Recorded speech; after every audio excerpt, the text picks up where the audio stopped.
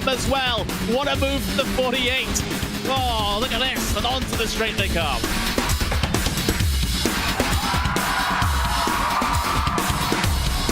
Brilliant move there from number 40 to make it through. That left-hander sliding up the inside, going up now over Hawthorne Hill, down Pilgrim's Drop, and it's brilliant stuff here at Brands Hatch.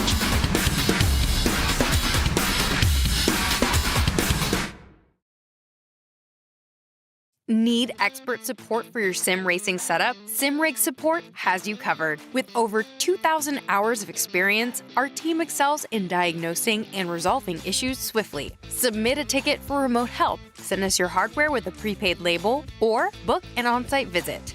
We handle all major brands, from wheel to PC problems. Trust SimRig Support to keep you racing.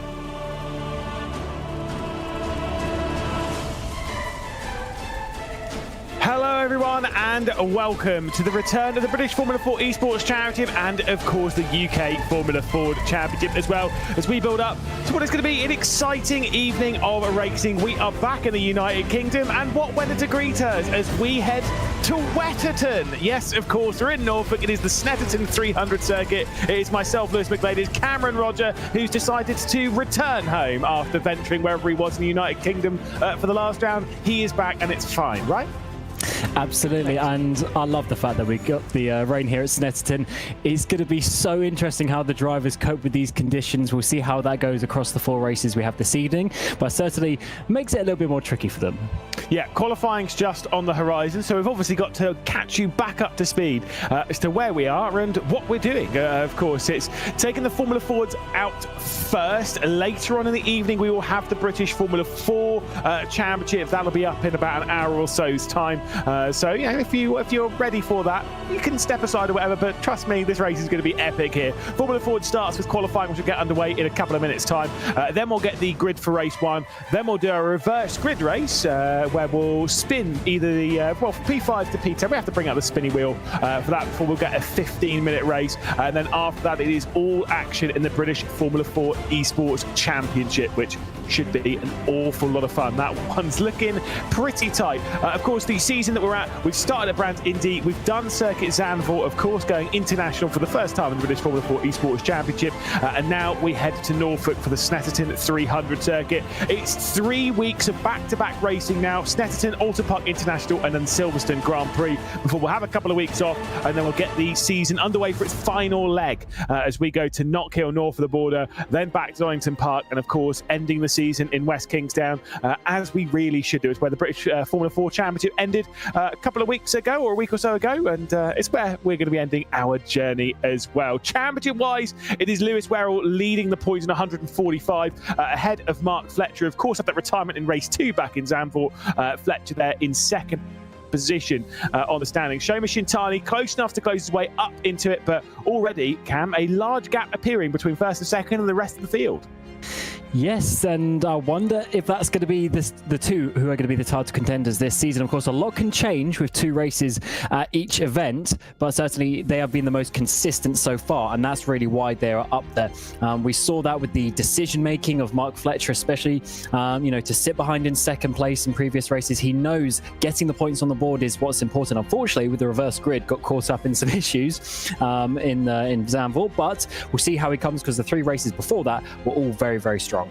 Yeah, indeed. And Lewis Werrell was able just to keep his nose out of trouble for the most part, and he was able to come through the order as you kind of need to. It's what we've kind of said before, time and time again. The most important thing in these races is keeping your nose clean. It's kind of what Henry Moore did last year when he was able to take 15 podiums from 16 races. Of course, is now the British Formula 4 Esports Championship leader. We'll be crossing that bridge when we get to it. Onto the circuit then, and yeah, it's raining. Now, if you did join us last season, and even the season before that for the British Formula 4 Esports Championship. Of course, we didn't have the Formula Fords last year, or the year before that. We did last year. It was a brand new addition to the championship in 2023. We didn't have any rain. For one, the year in 2022, there was no rain on the platform. And last year, it wasn't ready for these cars. We never had it. Now we have rain, and as much as we've had a little bit of sprinkling back in Brands Hatch, this is the first time that we've seen an actually wet track in the British Formula 4 Esports Championship or in the Formula Fords. Yeah, there's one thing called damp, and then there's another thing called wet, and this is certainly wet today.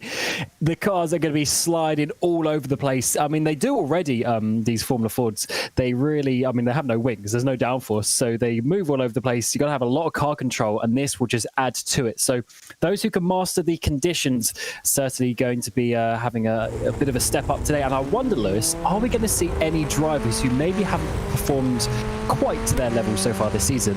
Are they going to come out and be these sort of rain masters in this session today? We'll certainly find out. Already going into turn one, first bit of the day. There goes Brandon Loudon.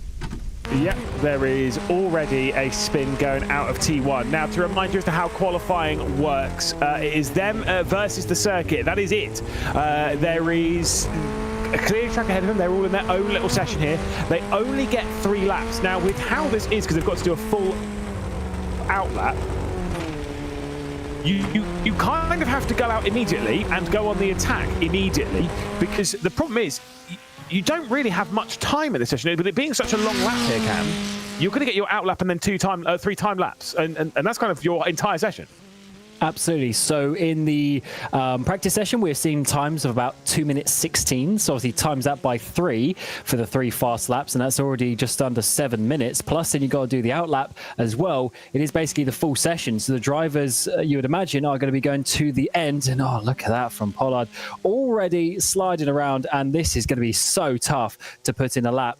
So the fact that you got 3 in a row back to back, that might actually help some drivers just settle into the session. But by no means is it going to be easy, especially with all the long corners around here. You have to really sort of set the car, get it planted, and then just hope that you've chosen the right speed for the corner. Yeah, obviously, if you're looking there at the tower on the left-hand side, you might be noticing one major thing. There is a missing name in all of this, and that is Lewis Werrell. No Lewis Werrell for the 3rd round of the championship.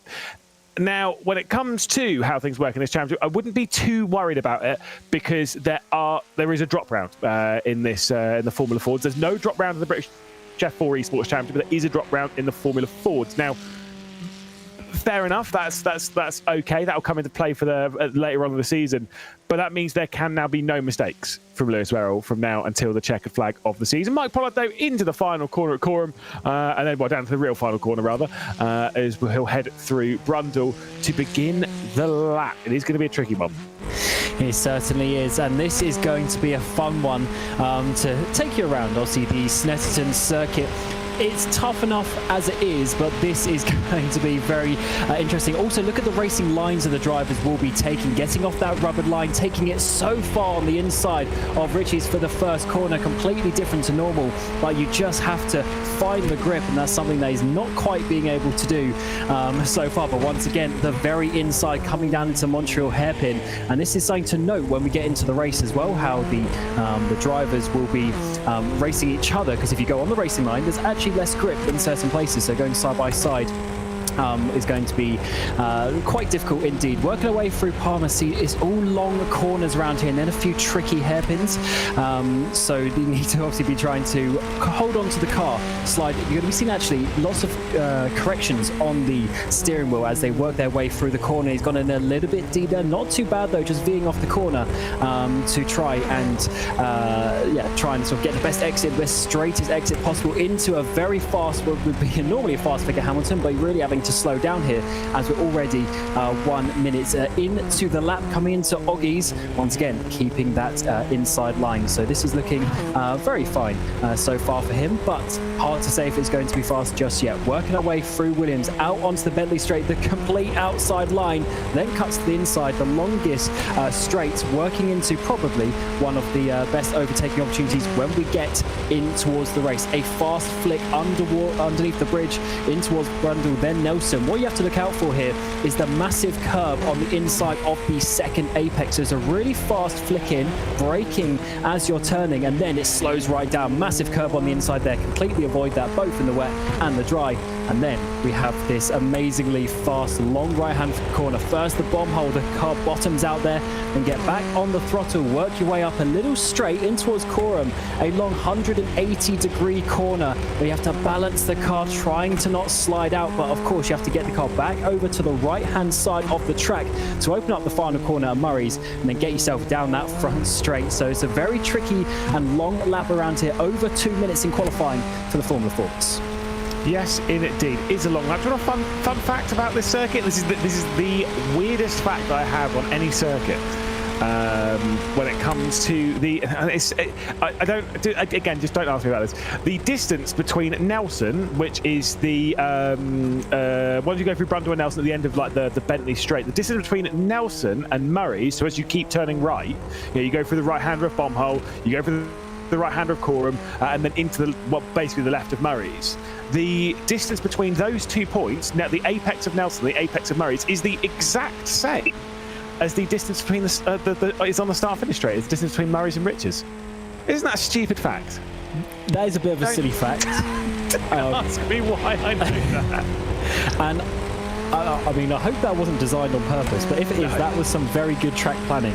And obviously, especially when we get to the Formula Fords, I mean, it's going to be basically flat out or mostly as well. So very interesting indeed. But for these Formula Fords, actually, listen, I'm very interested to hear your opinion as well of the karting line, as people call it, that they're taking around this track. It seems very extreme, but I guess the car is kind of similar to that. I mean, look, these cars are effectively karts in a sense. There is not much downforce, really. There's no downforce on them. So there's no front wing, no rear wing. It's basically just the shell. You get a little bit of aero from bits, but like really not very much. And so in that sense, you've not got anything assisting you by pushing the car down into the track. You kind of got to just drive the circuit as is. And so when it becomes wet, you will see these taking far more aggressive karting lines than what you'll see in the British F4 Esports Championship a little bit later on this evening. So it's a little bit more awkward, but you can kind of see there the patchiness as they exit Oggies and then hit. Like, see this all around the outside. You really kind of want to be using those bits. You've got to really drive with your eyes in these wet weather conditions. Certainly, but then once you go for obviously this first sector as such of Snetterton, then you have this long straight to think about what is the final couple of corners. If you are up on your lap time, this is where you don't want to ruin it, because effectively you've got this chicane here and then the final corner. That's really it. So there's a lot of pressure to not mess it up, but once again avoiding all of those wet patches and trying to get the best run possible. The lap time spread is obviously a little bit bigger than you would see if it was a dry track, as the drivers try and find their ways. Shintani moves his way onto the current front row with Oliver Stone alongside him. Fletcher as well, the 111, up into that 5th place as Joyner now goes up to the front row. But what can Loudon do out this final corner? Yeah, indeed. Let's see a few more drivers will cross the line at roughly the same time. I know Ben Smith's around the same part of the circuit. I think Jack Badger as well. Here comes Brandon Loudon then up to the lines. It's a 2-minute 20.6. So Shomi Shintani will be the driver at the moment fastest, and will be hanging on to that and looking relatively comfortable. And that's some big drivers that we kind of expected to move up. The likes of maybe Ryan Elliott, maybe as to one of those ones to move up. But Mark Fletcher, of course, the driver second in the championship, sat in just 5th position, 1.4 seconds off the pace. I will say I don't suspect too many of these drivers have got too much experience in these wet weather conditions. Yeah, it's not exactly something that you practice, isn't it? If you're trying to go and do laps on a track, or even just going out for fun, you're not necessarily saying, let's go and do wet laps. It's not really what you do, because everyone wants to go as fast as possible, and this quite obviously is not the lap record pace in these cars. So it's definitely a tricky one, that is for sure, but those who can adapt to the conditions will certainly do a lot better indeed, as Sam Sanders gets up into that 5th place so far. Let's see how Stone navigates this very tricky chicane. Oh, that's a bit wide, bit deep into that first one, but then takes a bit more of an apex through the second. So actually, that has worked out quite well. Yeah, indeed. And I will say that lap time from Shomi Shintani is actually very impressive. It's pretty much the exact same lap time that Shomi Shintani was able to set to top the practice session when he threw down the gauntlet with a 2 minute 16.152. So the 1-2-3 from Shintani is even faster than that by a small margin. Very impressive. I would suspect, though, with these conditions, the session's going to get faster for their final laps, which is about to come to a close. Remember, once timer hits zero, because they're on circuit by themselves, it's just them versus the track. This will be the third lap and final lap of everyone's qualifying session. So the session is about to come to a close. Ollie Stone up towards the line. We're looking really strong in practice. Can he look really strong in qualifying? The answer to that question is absolutely. He crosses the line with a 16.040 and goes on to provisional pole then for Ollie Stone. And Shomi Shintani is not on track to return serve. Oh, that is massive. That is really good from Oliver Stone, who's down in 12th place in the championship as well. That would be a great one to obviously start race one to have a good opportunity for some good points. Here's Loudon, who've been following a bit over the session, struggled a little bit, but the checkered flag comes out. He will finish there in 12th position. So it looks like Stone with a lap right at the end to take pole. Yeah, indeed. Like you say, that's very impressive from Oliver Stone to have jumped in there and done a 16.0. This race, I do get the feeling, will be quite impressive as we'll take a look at the starting grid then. Ollie Stone will start from pole position alongside Shomi Shintani, going a lot better than what he did back in Zandvoort, where he had to start from the rear of the field. Ian Joyner will start from third position with Hans Jakob Siversen Mollat starting from fourth. Sam Sanders will start from fifth position with Franek Sikorsky, who of course rejoined the championship in the second round of the season. Of course, back in Zandvoort. Mark Fletcher, second of the championship, will be in seventh, and a return for Martin Vilk, who'll be in eighth position. Mike Pollard starts from ninth, with Crofton Woodhatch starting from 10th position. Ryan Elliott, 2.6 seconds off of the pole in 11th. We rode on board with Brandon Loudon in this spin earlier on in the session. Harvey Jones in 13th position with Sondre Mollat in 14th. Connor Skudau and Jack Badger in 15th and 16th position, with Jonathan Smith and Benjamin Smith making it an all-Smith row number 9. Back there in 18th position. One final position with Joshua Bagembe starting from 19th position, although I will say he did just lose connection to the server. He's just rejoined. Hopefully it'll be within enough time. I think has maybe about 60 seconds to have the game reloaded before we'll be going racing for the first one this evening. Cameron, Roger, the big question.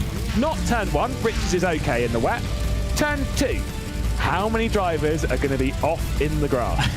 I was just going to say this. My prediction is not everyone getting through the hairpin down in Montreal. How many drivers? I'm not sure. I wouldn't be surprised if you saw someone like, let's say, Crofton Woodhatch down in 10th place, middle of the pack, coming up to be P3, working their way through Palmer. I would not be surprised if there are some absolute calamities up ahead. So I'm looking forward to this one now. You know, obviously qualifying is quite important, but now when everything, you know, all the cards are on the table and you have to start performing, this is certainly a bit of pressure for the drivers, as they have 15 minutes to try and find their race winner.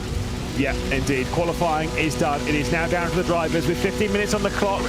The round will begin here at Wetterton, round 5 of the championship, as we get underway and the race down towards the first corner at Riches. Great start from Oliver Stone from pole position, as Shomi Shintani is already under pressure by Ian Joyner, who gets to the outside as we head into the first corner. That bright yellow car is going to try and fire its way around the outside as they're side by side behind that. I think that's Mark Fletcher is also trying to make some progress. Big slide on the inside from Shomi Shintani, but a huge lead as well from Oliver Stone, our race leader. Onto the brakes we come down to the Wilson hairpin, and Shomi Shintani with the inside line is able to hang on. Is there any major drama? Someone was out wide there, but it's not too bad. It was Ryan Elliott who's just dropped out a little bit too far wide. Same with Franek Sikorsky, but I don't know, Cam. Looks like everyone's all right. Yeah, I mean, we were a bit pessimistic there, but this is great racing so far in the opening couple of corners here at Snetterton. Of course, now we have a series of hairpins. See the drivers going to the inside line to try and find that non-rubbered line as such. It also sort of blocks off some drivers as we see Loudon get past Elliott for that 10th place in the mid-pack. It's all looking very nice and calm, though, for the drivers up towards the front. Everyone keeping on the tarmac so far. It's disgustingly calm. That's not going to happen in the British F4 Esports Championship later on. That we're going to see cars rolling and flipping as Brandon Loudon and Ryan Elliott have a fight for 10th position at the moment. We're focused here on Shomi Shintani in second position. He's already 9/10 off of our race leader then. Out onto the backstretch here onto the Bentley Straight, of course, as we head our way through Williams and fire our way out onto the backstretch. Great exit from Ian Joyner, who's already got alongside Shomi Shintani. It'll be the outside line to get down into Brundle, though, and that's got to be a big, brave move. There will be a decent amount of grip there, but it's going to give you such an awkward line to the right-hander at Nelson. Into the left-hander they go. Shomi Shintani sends it in deep. He's able to rescue the car from rolling off the road, and Shintani will hang on to second. Amazing bravery from the 8 there of Joyner to squeeze his nose to the right-hand side coming down the straight, but Shintani put his car in the perfect position coming into Brundle to be able to hold on to that. Now, as we get towards the end of the first lap, they're now over a second behind Oliver Stone, who's continuing his pace that we saw in that qualifying session. So he's obviously got the confidence in these wet conditions. And in behind, we've got sort of 2 packs of 3 working their ways. We've got Molat, Sikorsky and Fletcher for 5th, 6th and 7th just in behind, but there's still battles even further back behind that. And of course, these are important points for the championship as well. Yeah, absolutely. Like I say, everyone is battling for something at the moment as we look at Harvey Jones closing up to the back of the 666 of Sondre Muller. Of course, Brandon Loudon had that spin on the opening lap of qualifying. Big look to the inside for the number 2 of Crofton Woodhatch as well, and straight off the road goes the 66 of Ryan Elliott into the grass. I saw that a lot in practice, saw it a couple of times in qualifying, but it certainly has bitten Ryan Elliott hard there. Yes, it certainly has, as Woodhatch, the number 2, goes off as well, so both drivers having some issues there. Coming through turn 1, obviously the first time they got there wasn't at racing speeds because they're on the grid. Now they're coming in at full speed as we go side by side. Lovely move there for Loudon as he goes side by side with Jones. The cars off the Shintani from 2nd place. Yeah, Shomi Shintani then has been down the road. That was at Agostini. Obviously, maybe there was assistance in that. Maybe just driving it a little bit too deep. As soon as if you lock a brake in this, obviously there's no ABS on these cars. If you lock a brake, you are going straight on. I'll correct myself. It was down at Palmer's rather than Agostini. Kind of hard to tell sometimes with the spray that's going on. Let's have a look. So this is into Palmer. Out a little bit wide. Just cannot get that car turned in. Cannot get that car turned in at all. Touches the grass. As soon as he does, he's spun round. Oh, there's a wiggle there as well for the 46 of Sikorsky. Yeah, the issue is that there's no real front end on these cars, obviously, for reasons that you can quite see. But that means what you have to do is you have to get the front end in early in the corner and then just sort of try and get the rotation with the throttle. But if you don't get it in enough, there's no throttle in the world that's really going to save you without spinning the car. So unfortunately, just taking a little bit too much speed there, sliding out wide and ran out of room. And as you say, Lewis, you just touch the grass and your outside tyres lose all grip and the car goes for a spin. Yeah, that was a big shame. Of course, it wasn't the only one to have gone on there. I did notice that Crofton Woodhatch has also dropped down to 16th place. I think that might have been about the same time that we saw Ryan Elliott go off down at T1. On board with Sam Sanders as he tries to close onto the rear end of Ian Joyner. Whilst we saw, by the way, Frank Sikorsky having a bit of a moment behind Mark Fletcher. Fletcher's actually worked his way through recently, so he's gone from 7th up to 5th, courtesy, of course, of the issue there for Shomi Shintani and also for his move on Frank Sikorsky. On board with Sanders into the first corner, out wide. Watch out for this. Whoa, there was the moment for Joyner in a little bit too deep, just taking that inside defensive line. It has cost him not just 1 position, but 2, as Hans-Jakob Sivertsen-Mollett has also come through. What a save that was, though. Mollett goes a bit deep. The line's almost crossed, but Joyner's managed to hold on in 4th place there. Fletcher, Vilkin by, and actually Sikorsky's lost 2 places there. He must have gone deep as well. Drivers still trying to find their braking zones in these very wet conditions there down at the Montreal hairpin. That's a shame because Sikorsky is running very well up until now, but Mollett will be happy to get up onto that podium, a place that he's been a few times but hasn't quite got the results he wanted this season. Yeah, I will say that was a fantastic save from Ian Joyner. It's so easy to really just go way too deep. Sondre Mullet's also done a great job from the start of this race. Worked up from 14th position now to 7th place, and right on the rear end of the returning Martin Vilke. Did a few rounds last season as the 666 will try and work its way straight through. Looks to the inside coming into Oggies. That's going to go straight on. There was no way that car was staying on the road. It's going to hit the wall as well. Oh, big hit. That might be too much damage to continue on the race. Our cameras can't even pick him up. He's so far off the track, way too deep in there. He was obviously going to that inside line. You lose a little bit your reference for the braking markers, and yeah, just wasn't able to make the corner. Hopefully can rejoin the race, but no, he has gone back to the pit lane. That is a shame. So that's basically race done. We're coming up to your 2nd place driver in the championship, the 111 of Mark Fletcher. Definitely one of the cooler, calmer heads, and he's looking very decent in that 5th place at the moment. Oh God, I mean, look, I don't want to be that guy, But I will win. That from Sandro Mullet was very predictable.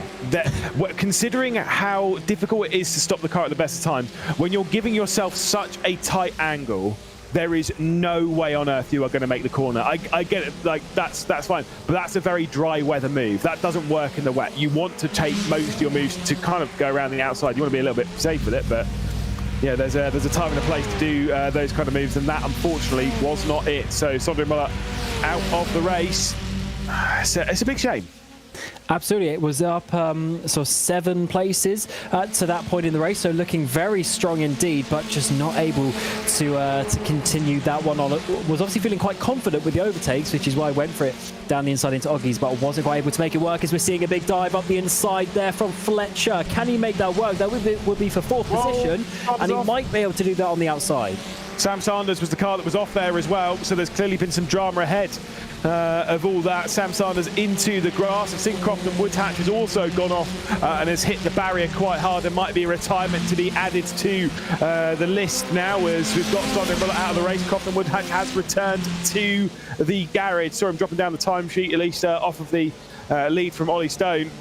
Like I say, these conditions can really bite anyone. Sam Sanders has been the latest one to have been hit by that, to now give Ollie Stone a 4-second lead.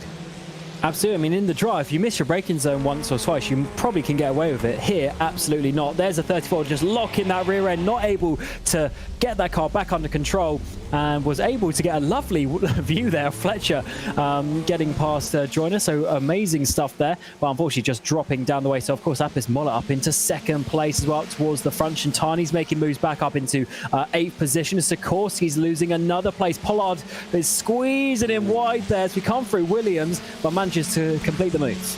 That was a bit risky there for Mike Pollard to have squeezed Franek Sikorsky that much. Jonathan Smith will also be closing his way up to this battle, as Brandon Alden and Ben Smith will switch over positions. Ian Joyner coming through for 2nd place with Hans Jakob Siversen Mollat, but I think he might have had a drama. I think we're about to see Ian Joyner completely off the road here as they exit the Brundle-Nelson complex, and yeah, off the road. I'm assuming probably taking a little bit, probably a wiggle going into the Brundle-Nelson bit, and has just gone straight on. That'd be my guess.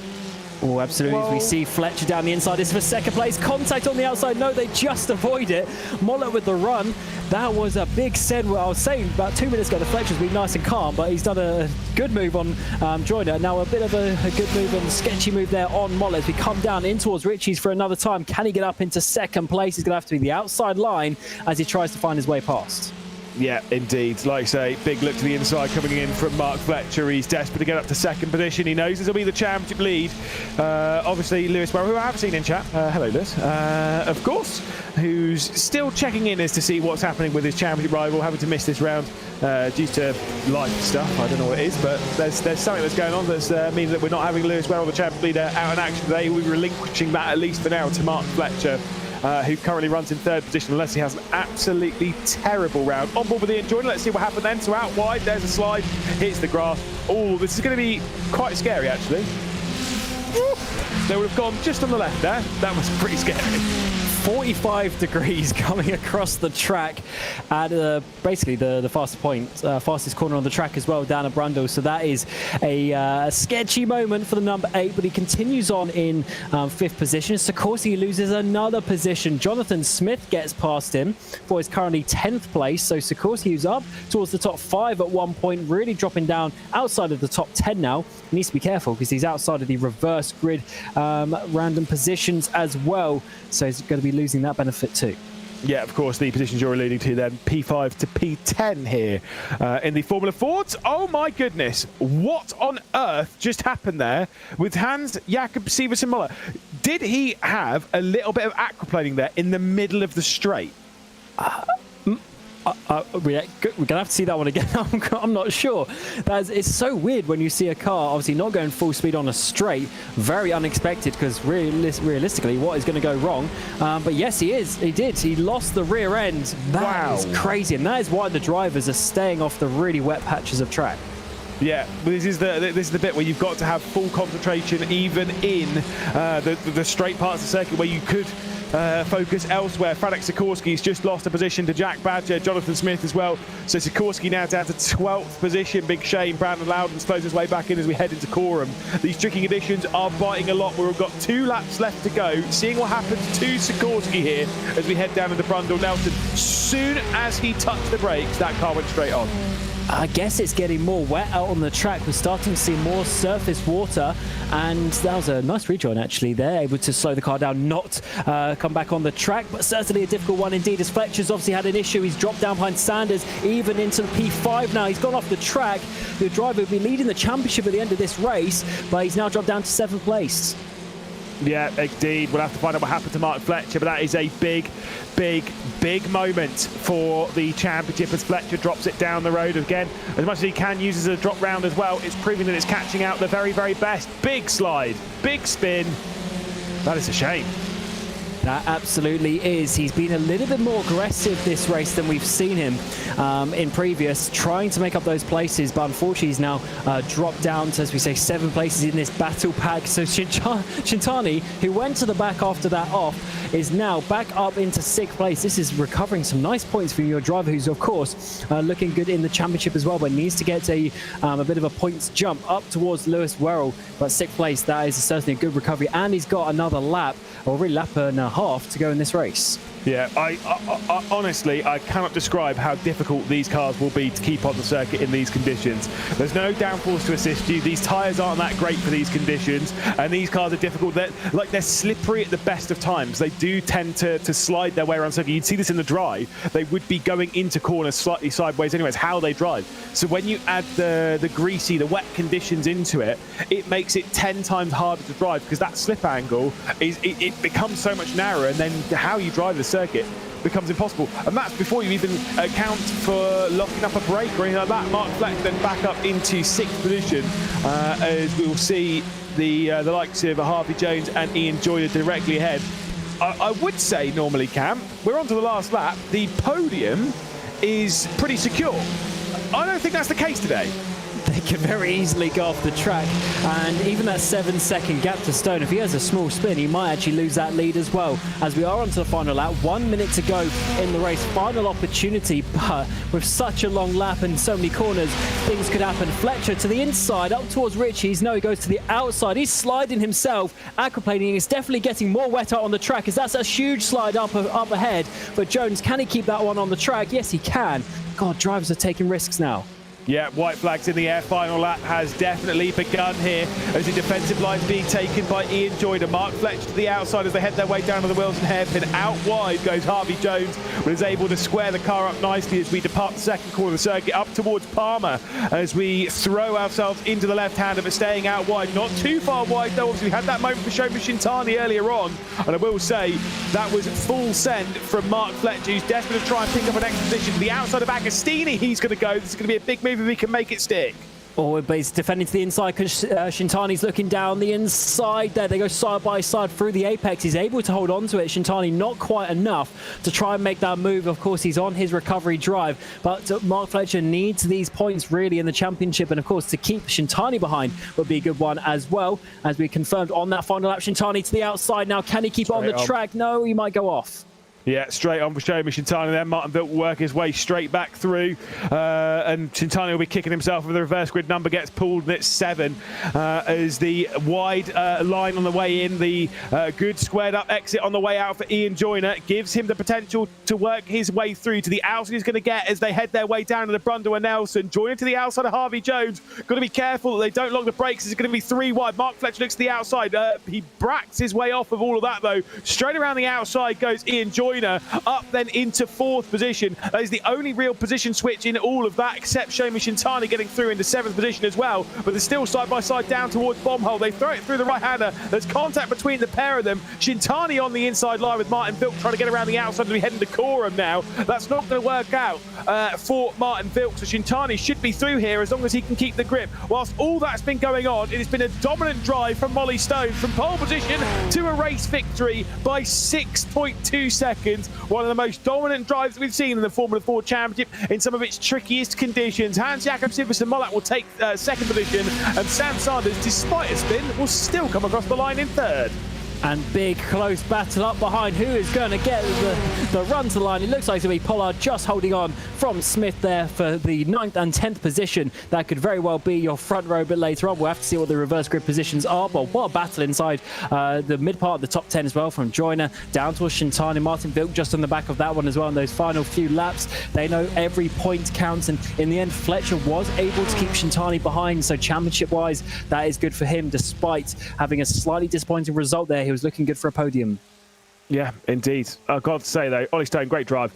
Pole position to the race victory by 6.3 seconds. I can't remember too many times that we would have seen a Henry Moore victory last season in that kind of ballpark. But then again, we didn't have these conditions to deal with. That was an absolutely effortless performance from Ollie Stone in very, very difficult positions. One final driver to cross the line, then Colin Skudau will cross with Cromwell Woodhatch and Sondre Molat both retiring from the opening race of the evening. They do, though, have to do it again, Cam. 15 minutes will be put back onto the clock in a few moments' time once we've got that reverse grid spinny wheel number. Absolutely. What is going to be 5 to 10 in this category? Of course, 10 helps more drivers get up towards the front, but 5 is a bit better for your, obviously, race winner of Oliver Stone. It's a tough one, and I think in these conditions, the drivers up the front would hope for a smaller number. That is indeed. So it's going to be an interesting one. Let's see what we get, Lewis. Yes, indeed. So again, the numbers between 5 and 10 can be the reverse grid. What number is it going to be? Looks like it might be quite good here, Cam, as I think it might be 5. Wow. Well, they are some lucky boys today. My goodness me. That is not common, as it will indeed be 5th position that will be reversed. So only 5 cars. It's the lowest number possible, which means that Harvey Jones will be starting the next race from the pole position. But the provisional results, of course, Ollie Stone taking that victory ahead of Jakob Siversen Molat in 2nd place, with Sam Sanders taking 3rd. We'll catch up with the podium in just a second. Ian Joyner then in 4th spot, with Harvey Jones to 5th. Mark Fletcher, despite going up and down the order, ends up in 6th spot, 1 position shy of the reverse grid. Shoma Shintani in 7th, despite dropping back behind Martin, but was still able to grab that one back through. Mike Pollard in the 9th position, and then Jonathan Smith rounding out the top 10, despite a bit of perfect drive by Lewis Stone. The only thing he didn't get was the fastest of Sam Sanders. Ben Smith, Jack Badger, Ryan Elliott, with Joshua Begem, Colin Skudau and Sondre Molat, the top drivers in all of that. We'll grab an interview, though, with them in just a second's time, because I think it's about time that we want to hear from Ollie Stone, our race winner. Let's have a chat. So Oliver Stone jumps in here. Hello there. Welcome. Hello. What a victory. Absolutely dominant there.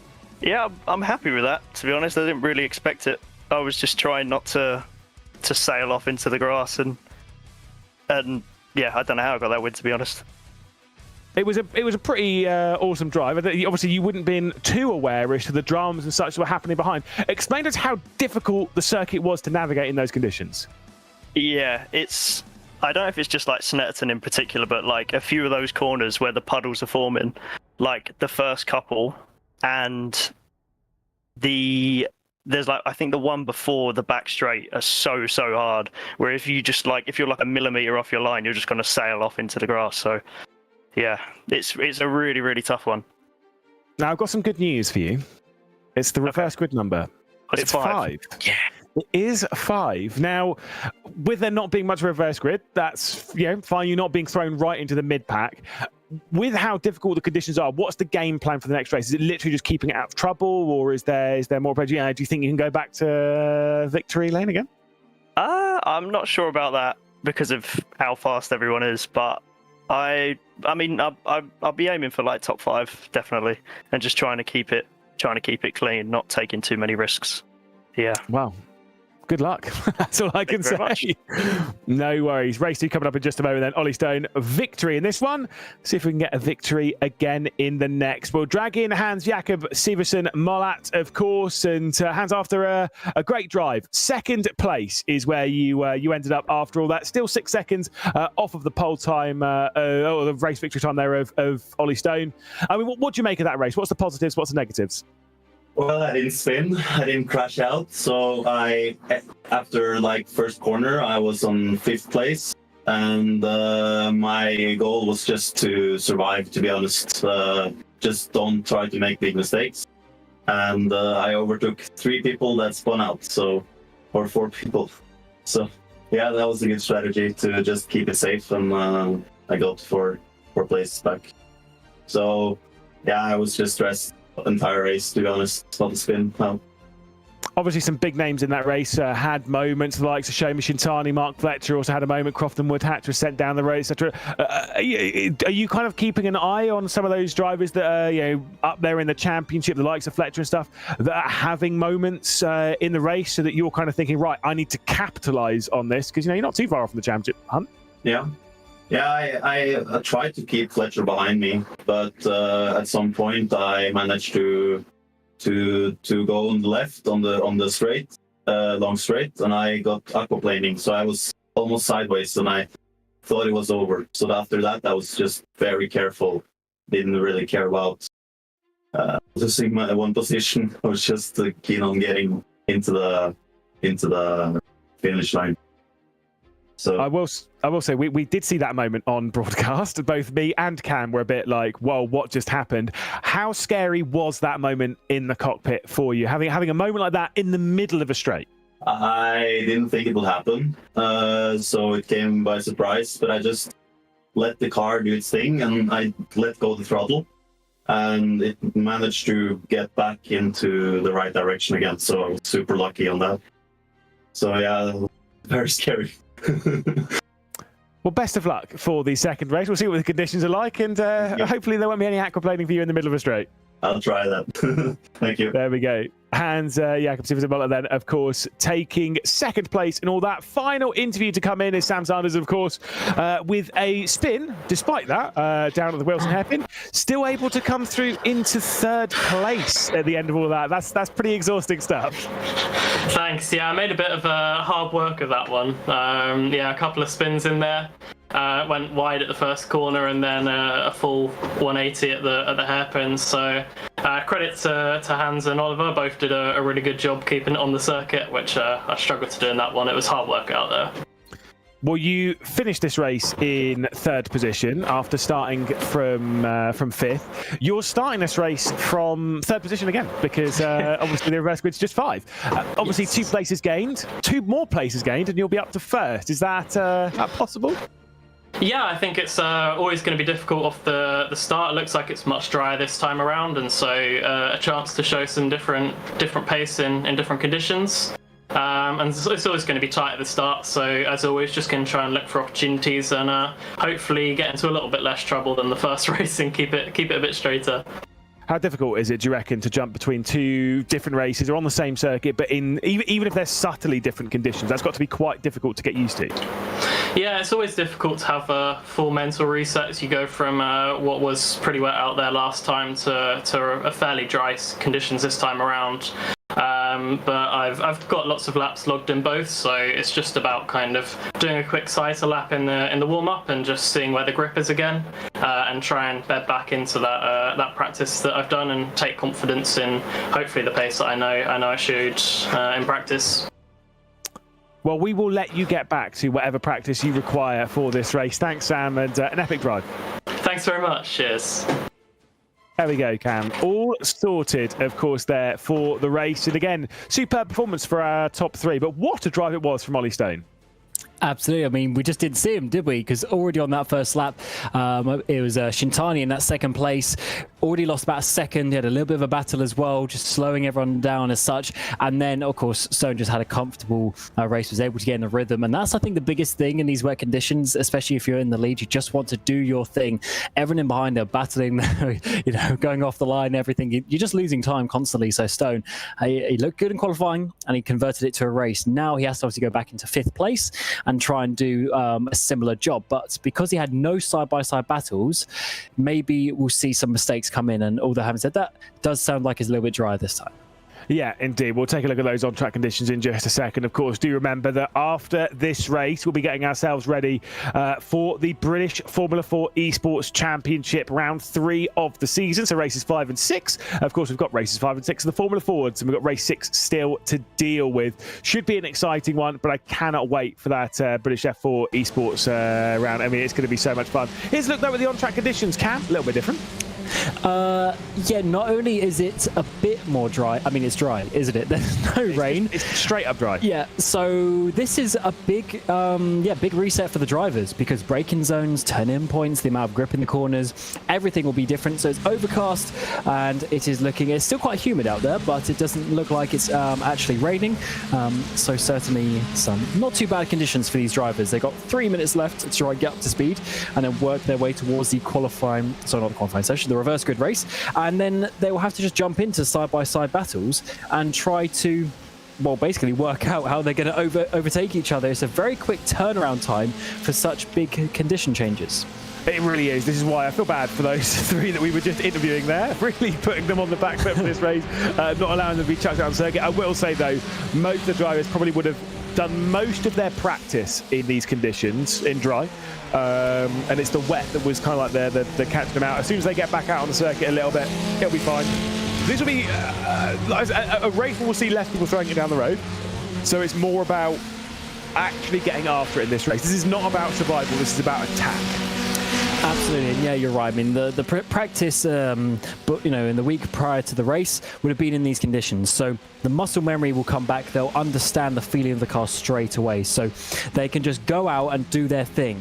And I think we might see a few more risks. I think, especially on the first lap last time, everyone was a little bit cautious because they all had to work out the conditions. Now they know the conditions, they know how much they can send it, and there might just be a little bit more risks being taken. You never know. And for some people who want to obviously increase their positions from a bad race, the likes of Croft and Woodhatch, which realistically on pace probably should be one of the championship contenders, but the races haven't been going his way. He needs to get some points back in this race, and from the back of the field or towards the back of the field, he's got a lot of work to do.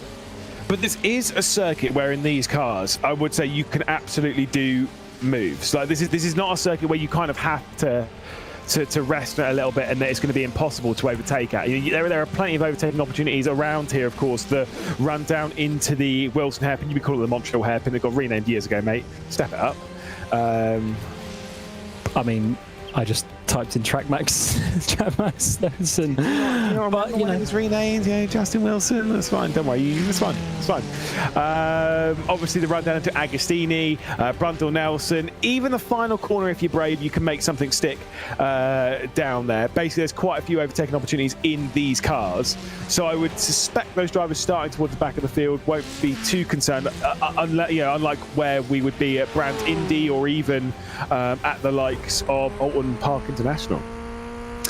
Absolutely. Some quite different tracks come up on the calendar here. It's a lot for the drivers to change. Of course, we were at Zandvoort last time, which is completely different style, Grand Prix style, but it seems to work well with this car, as you were mentioning, Lewis, and I think we're going to see some nice battles here, especially this sequence of corners. I really like this. Under the bridge, flying it into Brundles. It's actually such a fast corner. It doesn't necessarily look on the track map, but in reality, it's very fast indeed. So I think we are in for a good race, and of course, for those drivers who need to make up some places, this is a great opportunity to do so. But I think one of the hardest bits potentially of this track, of this car, is there's a few places where you actually need to go a little bit slower. You can't necessarily just send it in there full speed like other tracks, especially that corner that we've just seen there at Cora. Indeed. Well, the time's about to hit 0 and we're about to move over into the race. I have to speed through the grid because it is very fast here. So if you feel that I'm rushing, that's because I am, because we're moments away from getting the second race underway and finding out who's going to leave Snetterton, not only as a points leader, which will most likely be Mark Fletcher, but as a race winner. We had an epic race in the first one, an epic victory from Ollie Stone from 5th position. He'll be starting from it.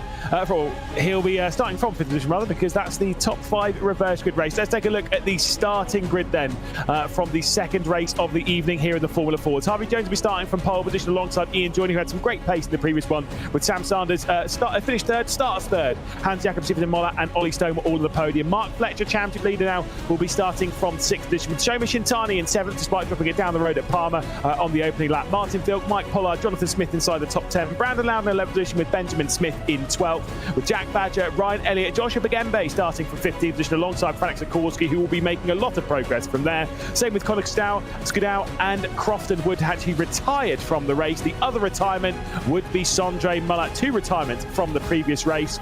With the 19 cars taking to the grid, the 15-minute race is about to get underway. Everyone is in position, everyone is ready to go. Harvey Jones starting it from the reverse grid pole, and a lot of drivers ready to go on the attack for the second race of the evening. Let's see what we're going to have as we go green here at the Snetterton 300 circuit. Harvey Jones then starting from position with a good launch, but there's a better one from Ian Joyner, who already drags himself slightly alongside as we head down to the first corner. The outside of Rich, he's going to go in that bright yellow car. He's going to try and throw it in, but out wide, not too much grip as the circuit is very low on grip. It's all been rained off, of course, as Sam Sanders will look to the inside. The 333 there of Hans-Jakob Sieversen-Mollett going on the attack. Big send there from Sam Sanders, though, to go from third to first. Absolutely, and also in the background, Fletcher getting himself up into potentially third place, going to the outside of Joyner. As we come through Palmer, side by side they go. This is an absolute charge from your championship leader after the first race. 3 wide, we go down in towards Agostini, and that is going to be very difficult. Fletcher comes across to block both of them, as Ollie Stone trying to make his way up past Joyner as well, who's not had a great lap one so far. No, indeed, just really got out of line and is dropping back even further. A couple of positions being switched around as Joshua Bagembe is being sent down the order ever so slightly down now to 16th position. Mark Fletcher, we're keeping an eye on now, looks to the inside of Harvey Jones. We head into Oggies. Jones has been going on the attack of Sanders. Look to the outside of Agostini. Wasn't able to quite make that one stick, as the up and under could potentially work here from Fletcher. To the inside of Williams is going to go. He's getting his elbows out. The 111 is looking for victory here in the second race of the evening, heading back out onto the Bentley straight. Yeah, this is nothing like we've seen in the first 4 races of the season. Race 5 and 6, he's been much more aggressive, trying to have a championship charge. We go 3 wide in the background as well. I think Pollard is trying to pull out and make a move, and he potentially does so, though actually losing the place at the apex to Loudons. We're on board with Stone, your winner of that first race, as he tries to make his way through in currently 4th position, and he's still in a nice position potentially to win this race, but Sanders is leading out front. Yep, indeed. I'd say if you're in Ollie Stone's boots right now, it's not about rushing your way through the order. It's about picking your way through bit by bit. We saw that so many times with Henry Moore and Dannemore last season, where they were able to pick their way through position by position, were able to work their way to the front in almost every single race, regardless of where they started, because they were patient with it. That is going to be the requirement for everyone, really, as we ride aboard now with Harvey Jones into that first corner. The driver in second position, Sam Sanders, who we caught up with after finishing in third in the first race, of course, as we head through Riches for the second time this race. This is where the big move came in. That was a big send, by the way, on that opening lap from Sam Sanders, if you call that, Cam. Yeah, I mean, what a send, but sometimes it has to be done, and that is definitely the perfect corner hairpin at the beginning of the lap, and if you make it work, you make it work. But Jones is looking to make this position back, hasn't quite got the run here down in towards Agostini, but might send it there. He's a car length back, but he isn't. As we get towards the apex, he goes too deep though, the up and under for the 34 to retake the lead, and now Fletcher's going to get the run too.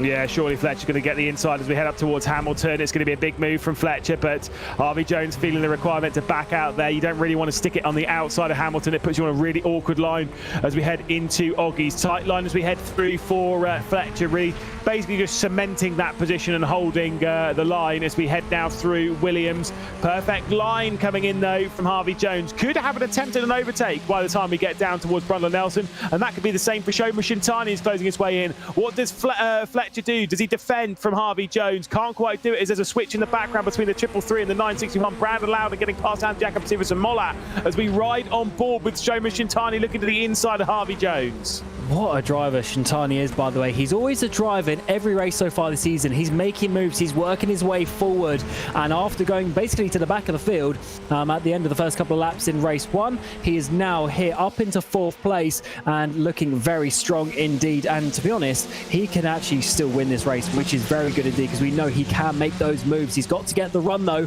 and the lead of Sanders, he's got a little bit of relief now as Fletcher's under attack.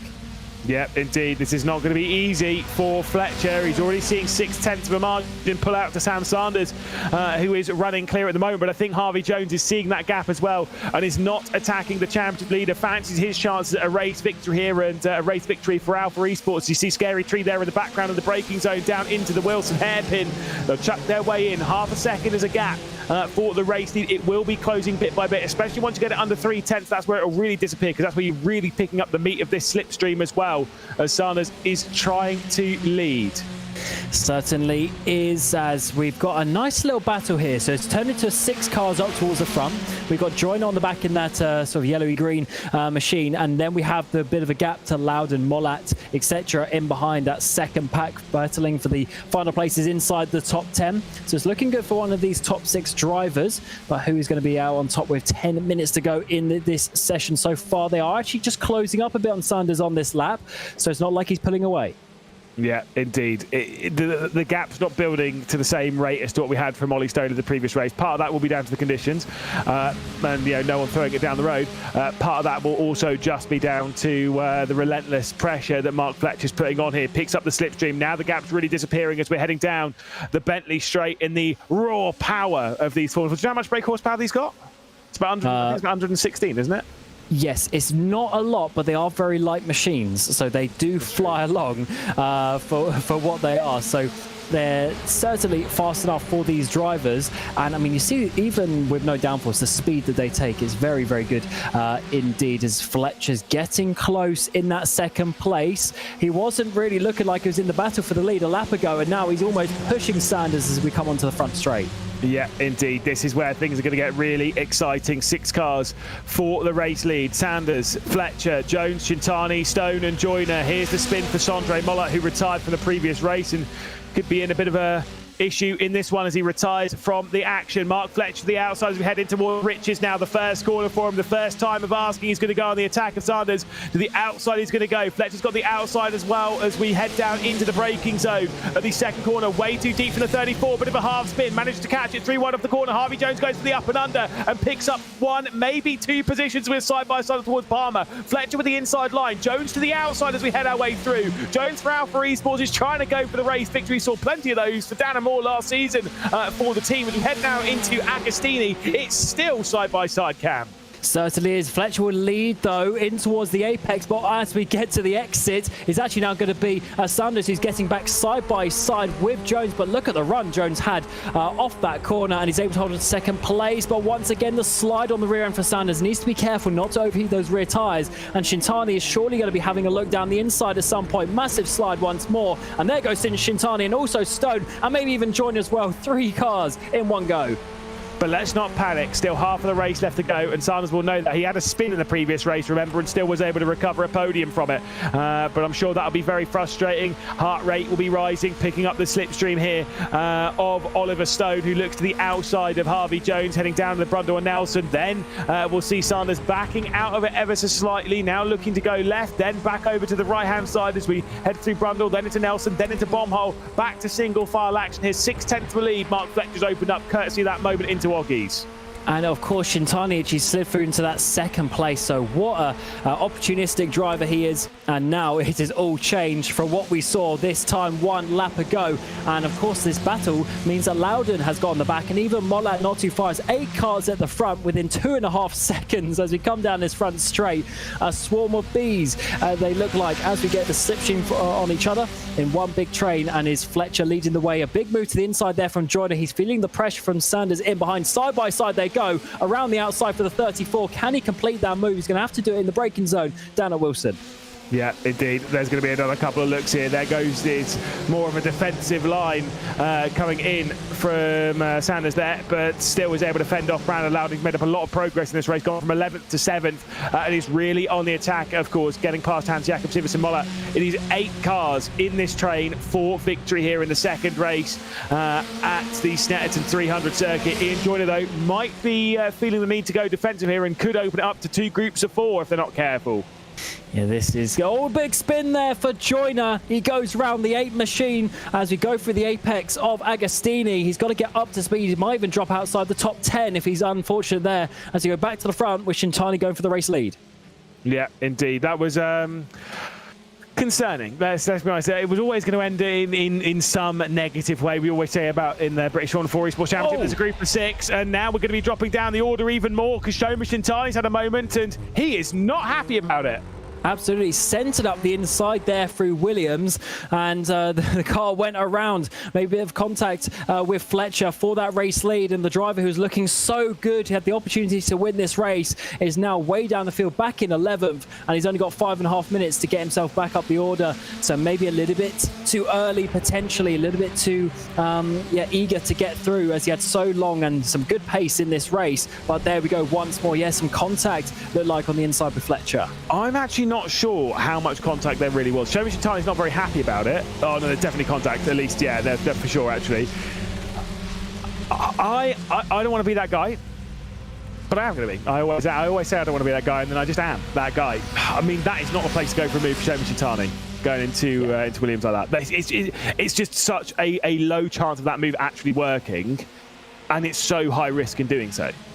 And he didn't need to do it because they've got 3 laps to go in the race after that point. So definitely he didn't, it wasn't really worth the risk versus reward factor there, unfortunately. And now he is outside the top 10 and making some moves, maybe back inside the top 10. Big set up the inside from Pollard, just on the outside of that clip. And he's got 3 more cars up ahead of him to maybe get as well. Yep, indeed. There comes the defensive line from Joyner, of course, just trying to hang on to whatever he can. No chance, though, of this lot joining the fight up ahead between Brandon Loudon and Hans-Jakob Siversen-Moller, and then, of course, the battle for the race victory. Way too large of a gap between them as the inside line comes in from Jack Badger, trying to defend. Oh, and he goes round at Agostini, and Jack Badger sent straight out to the barrier. Ian Joyner's having a disastrous second race here at Norfolk. Oh, that is not going well. It's always an interesting one when you see the cars turning left and then a car suddenly turns right. Big front to rear contact there, sending Badger off. Huge accident there for him. Definitely going to be, well, actually, looks like he's continuing. I thought he could be out of the race. Big contact there, gets spun around. Does he hit the wall? He does, but it looks like he's continuing on down in 15th place. And it's so difficult with the wheels sticking out very far in these cars. They get hooked around each other so easily. This is making me very excited for the British Formula 4 Esports Championship coming up after this, of course. Should be some very, very exciting racing in that. I'm expecting a little bit of 2 wide, a little bit of 3 wide, maybe even a little bit of 4 wide as well going down the Brundle Nelson. You just never really know with the British Formula 4 Esports Championship, especially if there's some rain around. It's going to be an exciting evening of racing after this. We've got 2 more laps to finish off here in the Formula Fords, and at the moment it is Mark Fletcher leading. It is Harvey Jones in 2nd position. It is Ollie Stone who's worked his way up now, or back up rather, into 3rd. Of course, he was victorious in the previous race this evening, started this one from 5th, looking to do the double. The inside line comes in though from Harvey Jones to take over the race lead for Alpha Esports. Yeah, nice move there. And Jones has been looking very strong in this race so far, hasn't he? As we're getting Fletcher to the outside now. This might open up the door actually for 3rd place driver Ollie Stone. Fletcher goes a bit wide there. Actually, has he got the momentum to hold on? Yes, he has. As in the background is also Sanders trying to look on the back of Stone. So 4-car fight up for the race lead. 2.5 minutes remaining here at Snetterton. And really anyone could still win this race. Just got to find your way to slide through. The track has dried out and it's certainly heated up on the track as well. They all slightly missed the apex there. Very long apex corner. It's all good for now. Yeah, it's kind of like, it's not to the same degree because it's a little bit tighter than it, but if you imagine like Luffield at Silverstone, Agostini, a little bit like that in the sense of you can take a couple of lines into it. Some people like to take basically a constant radius around the corner. Some people like to drive it in a little bit deeper, then find the apex off. It's one of those hairpins that there is a little bit of room for experimentation and interpretation, which is why people quite like Agostini, to be perfectly honest. As we depart the run onto effectively the back stretch here, onto the Bentley straight, and Mark Fletcher not picking up the slipstream here. Do you know what that tells me, Cam? He's not looking for a move on this lap. He's going to wait until the last one. Oh, definitely. He knows that you got to be in the right place at the right time, and that was not the right one to find that move. He knows he's looking strong to potentially get this race victory. Just stay close to Jones, put some pressure on him, and just make sure you got Stone covered off in the background. I mean, it sounds easier. It sounds easy, but it's definitely easier said than done as we work our way to start the final lap. 1 more corner to go, and then it will be final lap time here at Snetterton for the Formula Fords in this race number 2, and Jones leads across the line. Yeah, bit of an exhale there from Stone as we begin this final run around the Snetterton circuit. 4.8 kilometres then left to go in the evening here for the Formula 4 drivers. Harvey Jones is the one leading. Mark Fletcher, though, is on the attack. He's right on the rear end as we head down into the Wilson hairpin. The defensive line comes in from the number 15. The triple one gets to the outside, send it in deep as we head down into the Wilson hairpin, and could lose an extra position here because Ollie Stone's about to pick that one up. It could be the clean sweep here, you know, Cam. It might well be. Let's see. Half a lap to go, and Stone is looking good. He's worked his way up into second place. One more to go. He's off into the grass, though, on the exit of Palmer. He's pushing, trying to get in position to overtake Jones. It's surely got to be down in towards Brundle. Wait in the background, actually. Fletcher's going to come back.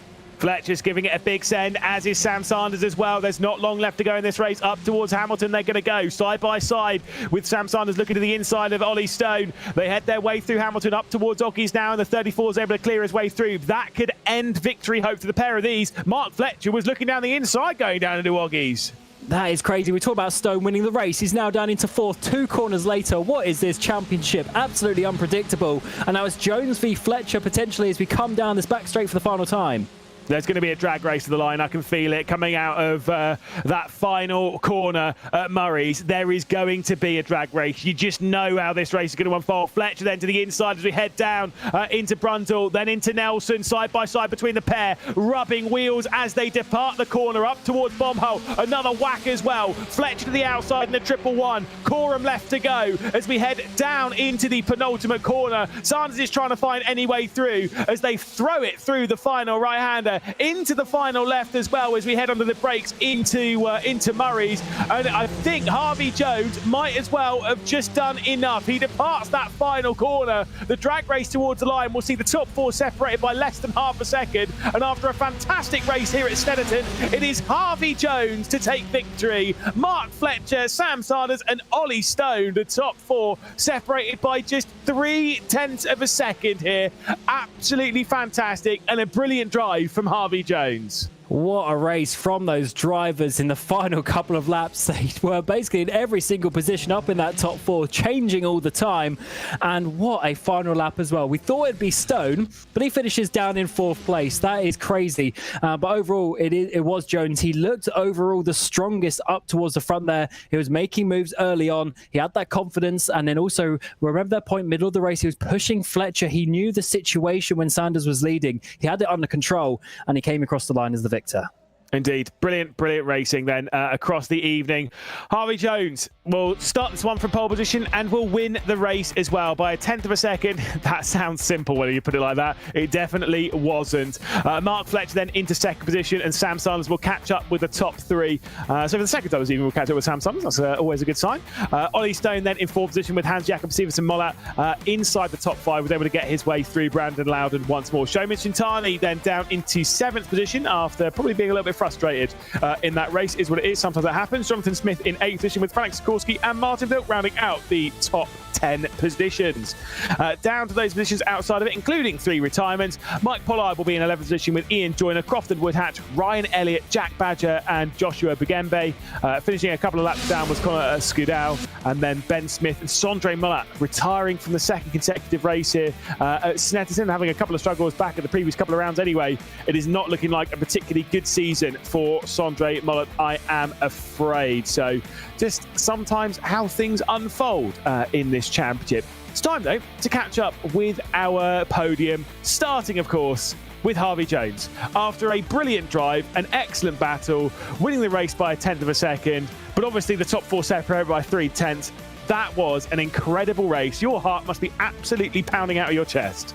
Yeah, it was definitely a shaky leg situation, to say the least. I was going into it, I thought I'd done a lot of dry testing, but I don't know how this is going to roll out, and I made a few mistakes, but I sailed back down into the race and made it happen.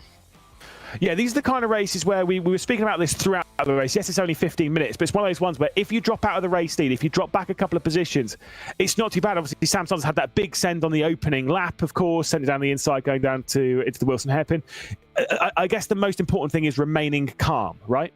Yeah, I think in the first few laps, it was scrappy, and I didn't really know where to put myself. And as the race kind of opened up and Mark and Shoma came together, I kind of just dropped the shoulders and knew I was in with a chance now, and that I had the pace to win this. So yeah, just take a deep breath and keep going. How is it when you're in the middle of one of those crazy battles? Because, of course, I'm sure a lot of the viewers sat at home will be looking at that thinking, I've never been in a battle where it's four for the race lead, basically all the way through. It comes down to tenths of a second. What's it like when you have to level that kind of level of perfection all the way through a race? It just, I guess the officials leading up to this kind of teach you, but in an environment where you know you need to score points, it's a lot more difficult. I mean, you have the mentality, I know I want to win this race, but at the same time, at the end of the day, you kind of just need to finish. So it's one of them, you have to take every lap as it comes towards you. Well, Harvey, great drive in that one, an excellent victory and very exciting racing. I'd like to see more of that in a week's time. Yeah, thank you very much, guys. So Harvey Jones then, the race victor here in the second race of proceedings here in the Formula Fords. Let's grab our chat with Mark Fletcher. We've not spoke to him this evening, so maybe a little bit out of the norm. Only 6th place in the first race, but it's back to normal. He's back on the podium. It's Mark Fletcher again, championship leader now in the Formula Fords because Lewis Werrell's not here, so effectively by default, that's fine. Great drive, though. Up to second place, really involved in the battle. Had a little bit of an incident with Seamus in time. We'll talk about that in a second, but, I mean, how was that run on the final lap? That was quite close, wasn't it? Yeah, it was a good race, to be fair. How we didn't come together through that last section, I've got no idea. But yeah, fair play. Harvey kept his foot in, and I was like, right, I've got to go around the outside of Coram, because obviously I had Sam on the inside. And then I thought, I can do this. And then I thought, oh no, I can't. Think of the championship, Mark. And think of the championship. Yeah. Obviously, you had an incident there with Seamus Shintani as well, going through. Oh, goodness me! Williams. Going on to the back straight. Williams, yeah, I remember the corners. It's fine. A little bit of an incident. Obviously, Seamus Shintani was going aggressively down the inside. What do you make of that incident from your perspective? I generally didn't see him go to the inside. I 100% didn't get a spot call from him, and then the next thing I can see, he's just said thank you very much, and I've got no idea where the contact was. But I know it was onto the sort of back straight, as I say, but yeah, I had no idea who was there. There we go. Of course, we've still got a long way to go. My bad. Yeah, it is what it is. I don't even know if you could see how far he was along beside me, because passed. Not much. Let's go with that. Okay.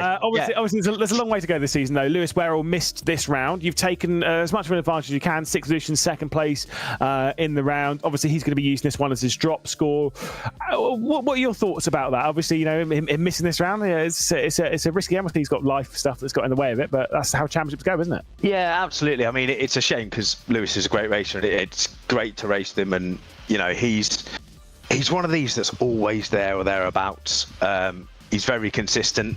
Will it hurt him in the long run? Potentially, because it's the worst drop score you can have, isn't it? It's 2 sort of DNFs. So, but hey, I had it for Zandvoort last week where I didn't finish race 2.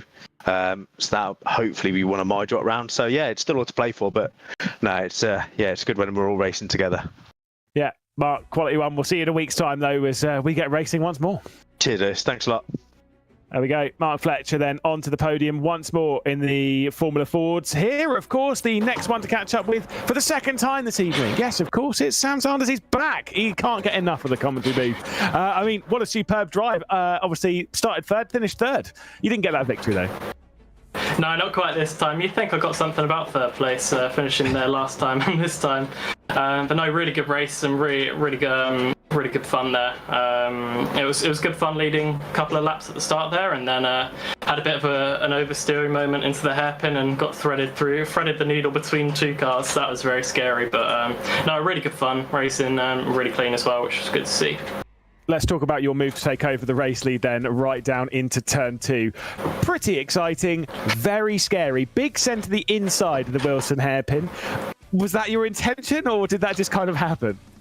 My intention was to go past Ian. The space kind of opened up on the inside, and I think Harvey was looking in his mirror and saw me come in. And so the gap kind of opened up towards the inside, and I saw that Harvey wasn't coming in. I thought I'll release the brake a bit and see if I can go for the 2-in-1 special, which thankfully clued up driving from Harvey and Ian both to keep it clean there, so really respectful from them. really happy for that. But yeah, really good move and chuffed about it. But good way to start the race. Solid points all though for you in this one. Of the 4 drivers that are ahead of you in the championship, I think you're outscoring all 4 of them, though obviously Lewis Werrell's not here, so fair enough. Mark Fletcher, Shemi Shitani, Jonathan Smith, you're outscoring all of them. Really, I mean, yeah. What are your goals? I mean, obviously, I had a rough round at Brands Hatch, and so since then it's been a lot of kind of damage recovery and just try and get some good points on the board. So to leave provisionally in second in the championship, I'm really pleased with. I've had some good pace throughout the season, so I want to just kind of capitalise on that and hopefully keep getting good results in. Just treat it a race at a time, really. It's difficult to forecast for a championship. There's so many things that can go wrong, and so I'm just going to try and practice up for Alton as best I can and give it the best shot I can and try and win at Alton Park. Well, we'll keep our fingers crossed. Sam, thank you so much, and congratulations on a double podium. Thank you very much. Cheers. There we go. Our top 3 caught up with, and Cam, there's now only one thing to do. Get ready for the British F4 Esports Championship. What a fantastic, though, evening for the Formula Fords. Absolutely, some great races there at Snetterton. So what I think, though, is obviously we had the 2 completely different races in the wet and in the dry, and I think that we saw the drivers can have some great battles, and I think it's just going to be even better for the F4. As just looking over, it's really looking to heat up there in that championship as well. Yes, indeed. Going to be very, very exciting. We're going to have a little bit of a breather so that we can catch our breath, drink a little bit of water, and get ourselves set for the 3rd round of the British Formula 4 Esports Championship. Don't go anywhere. It's coming up just after this. Need expert support for your sim racing setup? SimRig Support has you covered. With over 2,000 hours of experience, our team excels in diagnosing and resolving issues swiftly. Submit a ticket for remote help, send us your hardware with a prepaid label, or book an on-site visit. We handle all major brands from wheel to PC problems. Trust SimRig Support to keep you racing.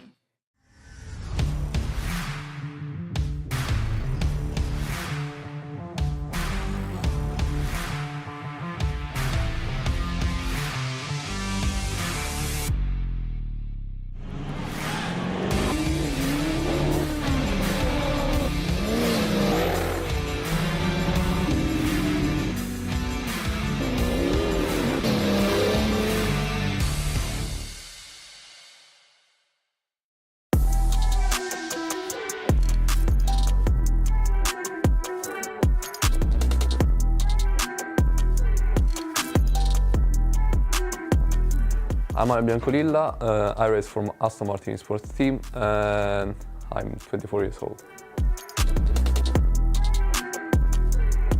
Last season wasn't that decent, probably both because inexperience with iRacing and practice wasn't that effective, and also because iRacing inexperience basically ruined it all, let's say. But hopefully this season will go better and we can make a good result.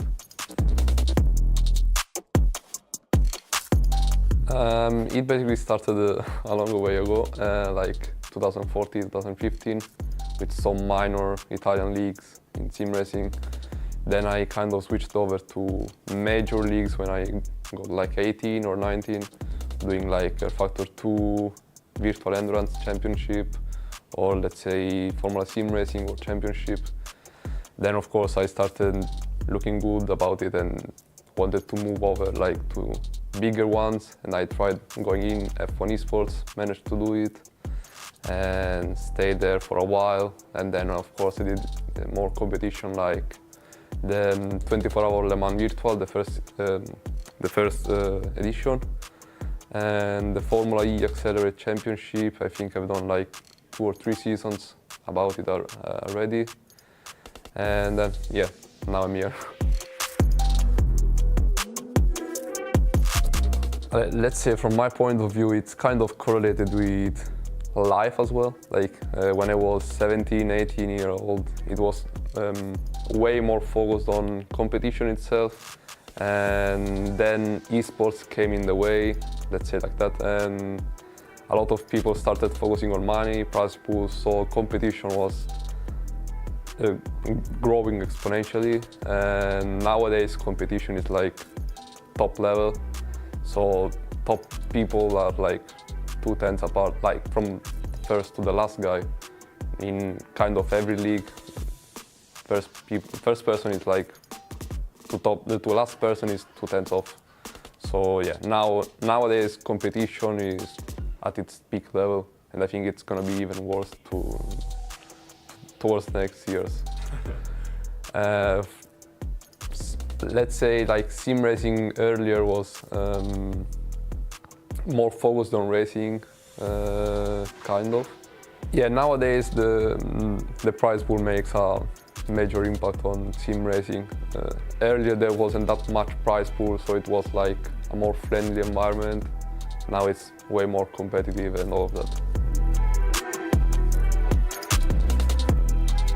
I mean, my aim is always to be at my peak of performance, so if that is P1 or if that is P5, I'm still gonna be happy, because at the end of the day I made most out of my performance. So yeah, what I aim is to express my performance at its best.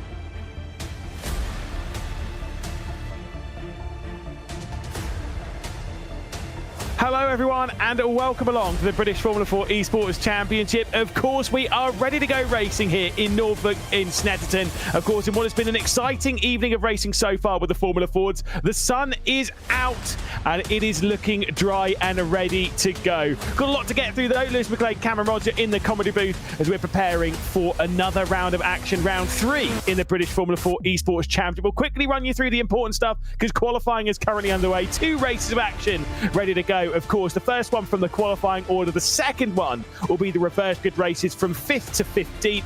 We'll get that reversed. We'll get the spinny wheel out. We'll find out who's being reversed and exactly what the order is going to look like for the second race of the evening, though. Like I said, qualifying is currently underway, so we'll fire away through all the important stuff. The format, the calendar, of course, where we've been to and where we're going, and the prizes they're all fighting for, of course. The Drivers' Championship, you can see it all here. You've got your small prizes for the driver stuff. It's more focused on the team side. You've got the Club 100 experience. You've got of course, that fantastic full day of base performance simulator for the top 3 teams as well, including that winning prize 4 hospitality tickets to any round of the British Formula 4 Esports Championship. I did manage to venture my way to Brands Hatch for the excellent season finale, of course, just a couple of weeks ago. That's an excellent prize indeed for the top teams, of course.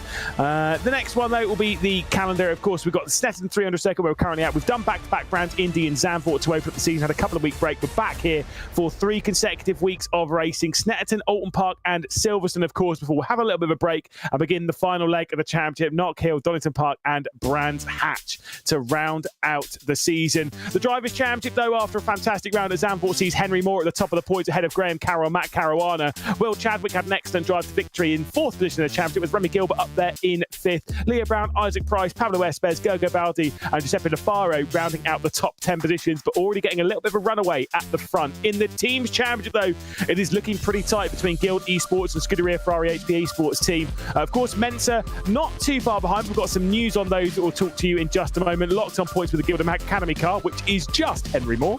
Of course, G2 Esports a single point behind. Freeman UK up there, of course, with the Aston Martin, Aztec, Williams Esports Academy and BS Competition team.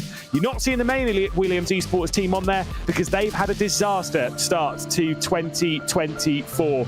Qualifying, though, currently underway. Cam, it's an exciting one. It's a great track, and at the moment it's Remy Gilbert who is on the pole position provisionally. Of course, they don't have many laps. Once again, it's just 4 laps they get in this session. Absolutely, it's a tough one to get your laps on, and look at how close the lap times are. Quarter of a second or just over for the top 10 drivers. And as Bianca Lilla was saying, he is the driver in 10th place. Yeah, just a couple of tenths will separate so many drivers. It's crazy how close we have this competition here in the British F4 Esports, and I can't wait to see what is going to happen, who is going to come out on top. And obviously one driver who had a very good round last time in Zandvoort, of course, Matt Caruana, able to win that first race by less than a tenth of a second to Henry Moore, and he's currently in second place. However, the important stuff for him in this one is that he is alone. I am afraid. I'll update you with some information, but it is just Matt Caruana driving for the team. And he's gone on to pole position, so that's always a classic. Basically, his teammate can't make this round. The reserve driver, which I think is Ronnie Smith, also can't make it because he's away. So great reserve driver. Thanks, Ronnie. One of our drivers from the Formula 4 Championship last year getting the reserve drive there for Mentor. But that's sometimes how it goes, unfortunately. So I believe it is just the one guy. There's a couple of other chops and changes, including the 84 of Joseph Loke back in the British Formula 4 Esports Championship, which I'm pretty sure this was the circuit he made his debut at back in 2022 in this championship anyway. Yeah, absolutely, and we're on board with Catalo, who hasn't had the best I would have wanted to the season. He's currently 11th for G2 after the first couple of rounds, but he's looking a lot stronger today. 2 tenths off pole, but up into 4th place, and is looking much better. Of course, we've got Will Chadwick in behind, who won the second race back at Zandvoort, so loads of big names up towards the front. Espes looking a bit better for Williams as well, so I think it's going to be a very tight, a very hotly contested day here in Snetterton. Another driver change you'll see as well. 11th position, Matthias van Erven behind the wheel, who joined Williams. I distinctly remember, it wasn't that long ago. It was a few months ago. Pretty sure it was it was towards the start of summer, if I remember correctly. Obviously a driver who races, or used to race more so over on the F1 side of things, like with the F1 Esports in that kind of like bracket, the F1 League racing and stuff. Jumping in to the Williams team earlier on in the year, and has been really focusing a lot on iRacing, including the Formula 4. So great to see him making his debut in the British Formula 4 Esports Championship as we ride on board with Remy Gilbert, who is in second position. Obviously, we'll get the real idea of the speed difference in this final sector, Cam.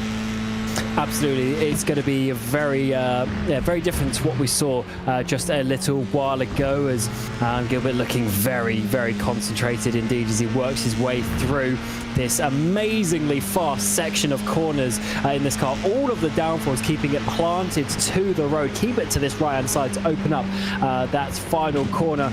And what a race, what a racetrack this is to have in this mid part of the season. Price up into third. Yeah, like I say, a couple of chops and changes. That's good for Isaac Price. Henry Moore, though, championship leaders, just head up to the pole position. What does Remy Gilbert do across the line with a 5.44? Not going to be enough to improve on that pole. Elias Riker then up into 8th. We're getting a lot of changes here on the final runs of the session. Just 3 seconds left to go. Gergo Bowdy up to 8th. Yeah, what a lap there at the end with just a few seconds to go. Henry Moore, championship leader, up into that first place, his usual spot in this championship. And that is a great move, of course, from your winner of the Formula Fords last season. Yep, indeed. Dominant winner as well. Taking pole position then in the Guild Academy car is Henry Moore onto the pole position alongside Matt Caruana. Remy Gilbert in 3rd position with Graham Carroll, race winner back in Brands Hatch Indy, starting from 4th. Isaac Price, great qualifying for G2 Esports, up there in 5th position with Pablo Espes for the Williams Esports Academy car there in 6th. Johnny Cattler and Gergo Bowdy. Elias Riker in 9th position with Will Chadwick down in 10th. Leo Brown and Joseph Loke inside the top 12 and his return to the British Formula 4 Esports Championship, just ahead of his teammate Manuel Biancalilla. Becker Jasir will start from 14th position with Piotr Statlet starting from 15th position. Matthias van Erven on debut into 16th position. Alexander Spets down in 17th. The troubles continue for Williams Esports. Giuseppe Lafaro will be starting from 18th position. Joe Hull in 19th position with Simon Kulik starting from 20th. Jarl Tyen from 21st position with Sergio Fitzpatrick and Olivia Hayward for the Prismatic team starting from 22nd and 23rd. Bit of a poor qualifying, unfortunately, for Jarl Tyen there. Starting down in 21st because he just couldn't quite get it hooked up in that qualifying session. A driver that we know is fast enough to compete at the highest level of esports. Just a bit of a shame. Shows how strong the grid is, though. Absolutely. For his team best competition, they're down in 10th place in the standings. Very tough start to the season, considering the lineup that they've got there with Riker as well. So definitely they'll be wanting to improve as we get to this mid part of the season. We have 3 races back to back and big turning points potentially in this championship fight. Henry Moore, though, leads, and he's in that pole position alongside. And Graham Carroll is second place in the championship. He's back on the second row, so all the top names up towards the front. Yes, indeed. In a sunny day in Norfolk, they're all lined up on the grid, and 20 minutes is about to be put onto the clock as race number 5 of the 2024 season is about to get underway. Round 3 here at the Snetterton 300 circuit as we get racing here in Norfolk is Henry Moore from Matt Caruana, from Remy Gilbert and Graham Carroll, the top 4. We are racing here in Snetterton, and it's an excellent launch from our pole sitters. They all start going single file on the race down towards Richards and turn 1. There are going to be some big sends we work our way down into the Wilson hairpin, and already Remy Gilbert is taking the defensive line from Graham Carroll and that Ferrari. We head our way out through the final, the first corner, down towards the hairpin, and of course a bit of a look coming in there from Pablo Espez as well, trying to get to the outside for 5th position, and out wide is Elias Raikkonen, who's going to drop a couple of spots in all this. Big crash in the background, and I think that's Joseph Loeb going for a flip. No, it wasn't. It was Manuel Biancalilla. Oh my word, how has that happened on the exit of the corner? Must have been some wheel-to-wheel contact. Definitely not what you want to see on the opening lap. He is not going to be going anywhere further in this race. As up towards the front, we still see a couple of moves. Baldi gets 2 moves, Kattler and Chadwick, who also, Chadwick did a massive send down into the Wilson hairpin, so drivers really taking some risks on this first lap. Whoa, go Baldi the inside of Yoni Kattler. Will Chadwick gets to the outside in the Free UK car as well as we head our way through Hamilton now down into Oggy's. Big look to the inside from Will Chadwick as Beck and Jasir is back into the mix as well. Out through Williams and on to the Bentley straight. That was very exciting indeed. Will Chadwick might lose out here. Big flip there indeed from Manuel Biancalilla. Thank you in the world of sim racing and not in the world of real life. As we'll ride on board with Beck and Jasir. More bump drafting Will Chadwick now as we head down to the Brundle and Nelson. Yeah, this is much better from the number 12 machine. Can he make his way forward in this race? That's a bit deep, though, way too deep, off into the grass. Is he going to lose a place? I think he might just be okay because Loeb's not too close enough to make that move, as Spetz's teammate is following through in the background as well. Side by side, almost 3 wide, we go into what's Corum. That's not what you want to see, is the 2 Williams cars try to make a move. Yeah, getting past the Alpine there. Statulex gets to the inside of, still with Statulex to the inside of Matthias van Erven. They work their way through the final corner. Bit of contact between the pair of them. Joel Hull is back in the mix of this, as well as Elias Raikkonen, who qualified well, but has dropped back down. The already qualified inside the top 10 to the BS competition driver, but not dropping back on the opening lap as he tries to make a look to the inside of Hull. Going into the first corner, way too committed is Raikkonen, makes contact with the Freem UK car. That was very silly from Raikkonen. That was absolutely ridiculous. That was never going to work. Completely misjudged that. 3 wide in towards the first corner.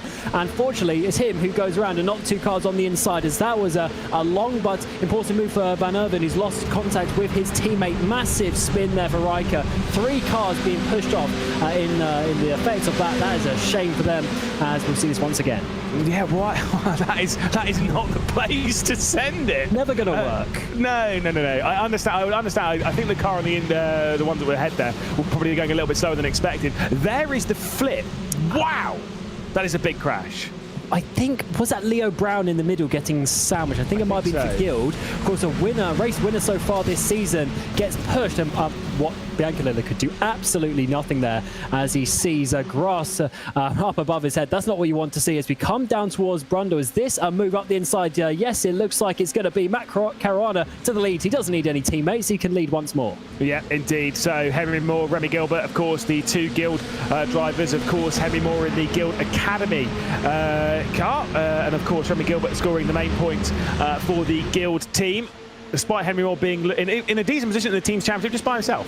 Very Max Verstappen-esque in that sense, I guess, as we ride on board with Remy Gilbert. A bit of a slide through the final corner from Matt Caruana, then Henry Moore, then Remy Gilbert, Graham Carroll, Isaac Price, Pablo Espez, Kattler, Baldi, Chadwick and Jasir, the top 10.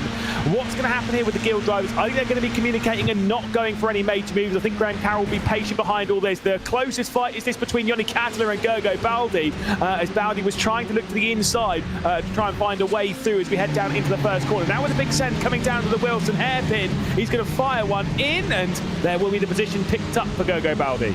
And in the background, Loke got Jasir as well. Actually, in the background, though, there's one of the Williams cars as Van Erven. He's gone around on the X of the Wilson hairpin. Side by side, we go, oh, no contact. Both Aston Martins upside down. Now, Loke, he's out of the race. I did say that we were going to have some cars flipped. I wasn't predicting two of them, and I wasn't predicting them both being Aston Martins, as the number 12 as well has had a bit of a problem. So the disasters continue for the Williams team. Of course, that was Beckham Jasir, who was actually still just having a bit of a spin and a slide. He was trying to get the car for a bit of a flick spin. I thought it'd been an extra incident that had been added into all that, but no, just trying to get the car back going. What a disaster it has been for Aston Martin. Both cars flipped. Crazy.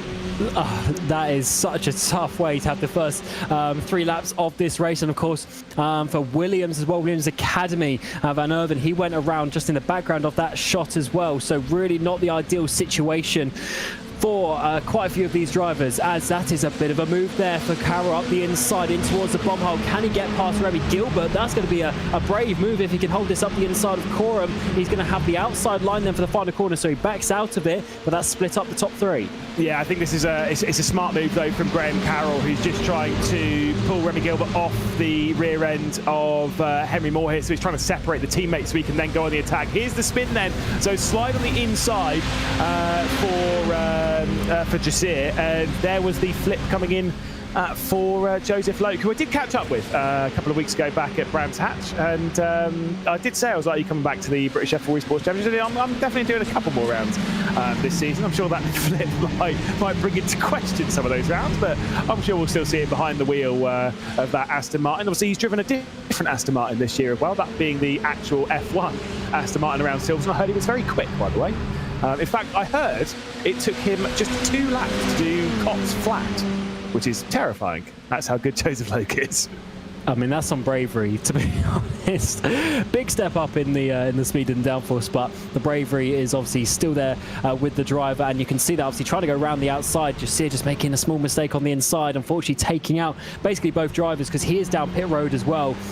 Big shame as we now see Graham Carroll, who of course has been very strong so far this season, 2nd place in the championship. We've actually seen this top 4 quite a few times. They seem to find each other on the track, and Carroll is often very, very smart indeed. It does look like as well at the front, Moore is not necessarily trying to fight Caruana just now, so I think they're waiting for a bit more of a better opportunity and try and lose some drivers in behind. There's already a 6-car battle because Price and Espes just holding on. Yeah, like I say, I think Graham Carroll is going to be patient here. We've seen this a couple of times from him this season so far, where he's trying to play a little bit more of a patient game. Out wide, Matt Caruana's going to go because he's finding the line as they head their way through Coram. Onto the brakes here, flicks it through the final corner as Will Chadwick and Yoni Kattler switch positions for 8th. Will Chadwick has good experience around this circuit. In fact, he's made a meme around here, which is what got an awful lot of views on Instagram. I don't remember that one. Oh, I'm trying to remember it. I can't quite remember. It's fun. I think it was MX-5s and stuff. There was some music and it got reused and everything. And yeah, it was good vibes. As Kattler and Spets will try and fight over the final positions inside the top 10. 9th and 10th it is, with Spets trying to go on the attack in the 111 car to the outside. Alexander Spets is going to go. This one might just work out by the time they get up towards Palmer, you know, as Will Chadwick gives a little bit of assistance to the 111. That's more so to make sure they're side by side in this corner, so he can maybe pull a bit of a gap here. Will Chadwick is a feisty racer. He knows what he's doing behind the wheel, sort of. Oh, he certainly does, because it was an insane move to get that win back at Zandvoort. We're still side by side behind. Oh, no, we're not, because there's more contact. Spets on the inside goes into a Kattler. Has he been able to get back going? Yes, he has. He's lost one more place there. Stachelic gets past. Should be able to go in line, but there might be some damage on that car. Yeah, indeed, and Jarl Tyne's been working his way through from that poor qualifying, now up into 12th position. So he's got Alexander Spets directly ahead of him, and if there's any damage on Spets' car, trust me, Jarl Tyne will be firing one straight through immediately. Back up to the battle though for the race lead. Henry Moore on the rear end of Matt Caruana, and whilst the colours are close, yeah, there's white and purple. Yeah, relatively close. These aren't teammates. One of them's an Mentor car, that's the race leader of Matt Caruana, and the other one is Guild. They are 2 completely different teams. They have nothing to do with each other. They just have good colour choice, I guess. I guess purple is the way to go to be fast in this series, and so far it is looking very, very controlled from Henry Moore. You see he's kind of pulling to the left to avoid a bit of the slipstream, to not be absolutely on the back of Caruana as we get towards the front. And I wonder what we're going to see, Lewis, in terms of the fuel numbers as well, because do you remember last season, Deslandis running out of fuel to the line and losing the race victory? No Ferrari contract in the post to Cameron Roger then, saying that purple is the only way to be fast in this championship. That's all right. No, Graham Carroll's doing what he can, all right? He's doing what he can. It's red, yeah, red's close to purple, I guess, as they head their way through Parma. Almost half the race left to go still. Well, more than half the race left to go. We're almost at the halfway point, is what I was trying to say, as Graham Carroll looks to the outside once again. Realistically, Graham Carroll is trying to kind of force his way through to get into third position. Again, more so, less so on timing, more so just to separate the two Guild drivers, because once they're working as a team, they're very hard to beat. That's what happened back in Brands, of course, when they were basically running all three cars inside the top 5. Yeah, the team advantage is certainly very good, but from what we can see, I don't think Guild care if Gilbert or Moore wins. And of course, Moore, he's not in the main team. He's in the academy team on his own, but he's holding his own as well, leading the championship. So no team orders or anything. They're letting him go for it, and that's the right way to do it. There's a big chunk of the curb there from Caruana, but Moore decides not to go for up the inside of the bomb hole.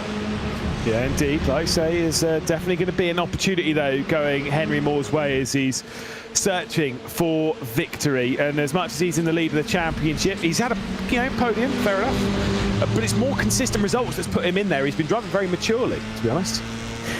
Yes, indeed. And I definitely like to see how obviously the drivers develop over the months and over the seasons, and it's a very sort of young field up towards the front, but they're able to hold on to these good positions and race smartly, so the teams are definitely getting them to practice well. I say that, Moore dives it down the inside. This might be for the race lead, bit of contact on the apex though as he tries to get past. Yeah, nothing major though, just a bit of a look to the inside of Matt Caruana. Could be the position switch, then Henry Moore to the outside as we head to Parma. Caruana still got the inside line of the Mensa car as they head their way through the turn there, the left-hander at Parma, the inside line still going the way of Matt Caruana, who backs out of it now and separates the two Guild Racing drivers as Remy Gilbert's going to try and get around the outside of Agostini. Can't quite find that way through. Might be slotted down the inside by a Ferrari here if he's not careful. Graham Carroll's not close enough though to go for anything as we head through Hamilton. Good move though, Henry Moore leads.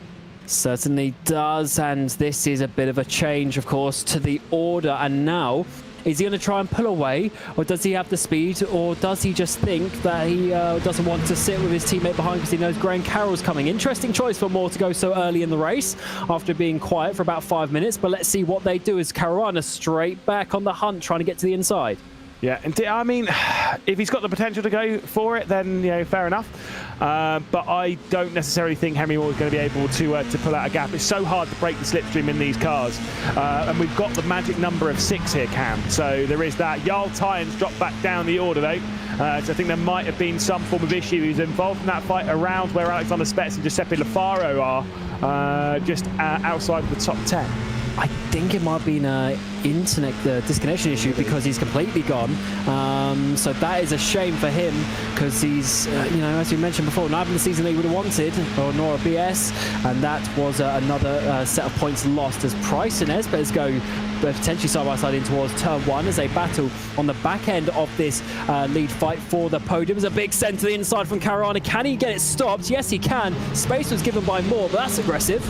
Yeah, indeed. There we go then. Caruana to the inside. Obviously getting this distance. There's been a spin in the background as well, unfortunately, for Isaac Price, who's dropping back down the order. So the G2 Esports driver has been sent back down. Let's see what happens here. Henry Moore then to the inside line as we head down towards Agostini. Outside line for Matt Caruana. Remy Gilbert's involved in the fight as well, staring at the top 2 side by side. Bit of a lock up on the front left coming in from Matt Caruana as Remy Gilbert's trying to square off the corner and put it to the inside, heading up towards Hamilton. Still with the outside line with 2 wheels in the grass for Matt Caruana as he tries to send it around the outside. Got the inside line for Oggies here. This could work for Caruana as we send it into the bumpy braking zone at Oggies. Almost looking to make it 3 wide goes Remy Gilbert with the outside line and the high commitment from Henry Moore. They're still going to be side by side. Losing grip though on the outside line from Henry Moore. And Caruana's going to come through, but of course the bump off. Then he takes out his teammate there, does Remy Gilbert. He was just trying to assist.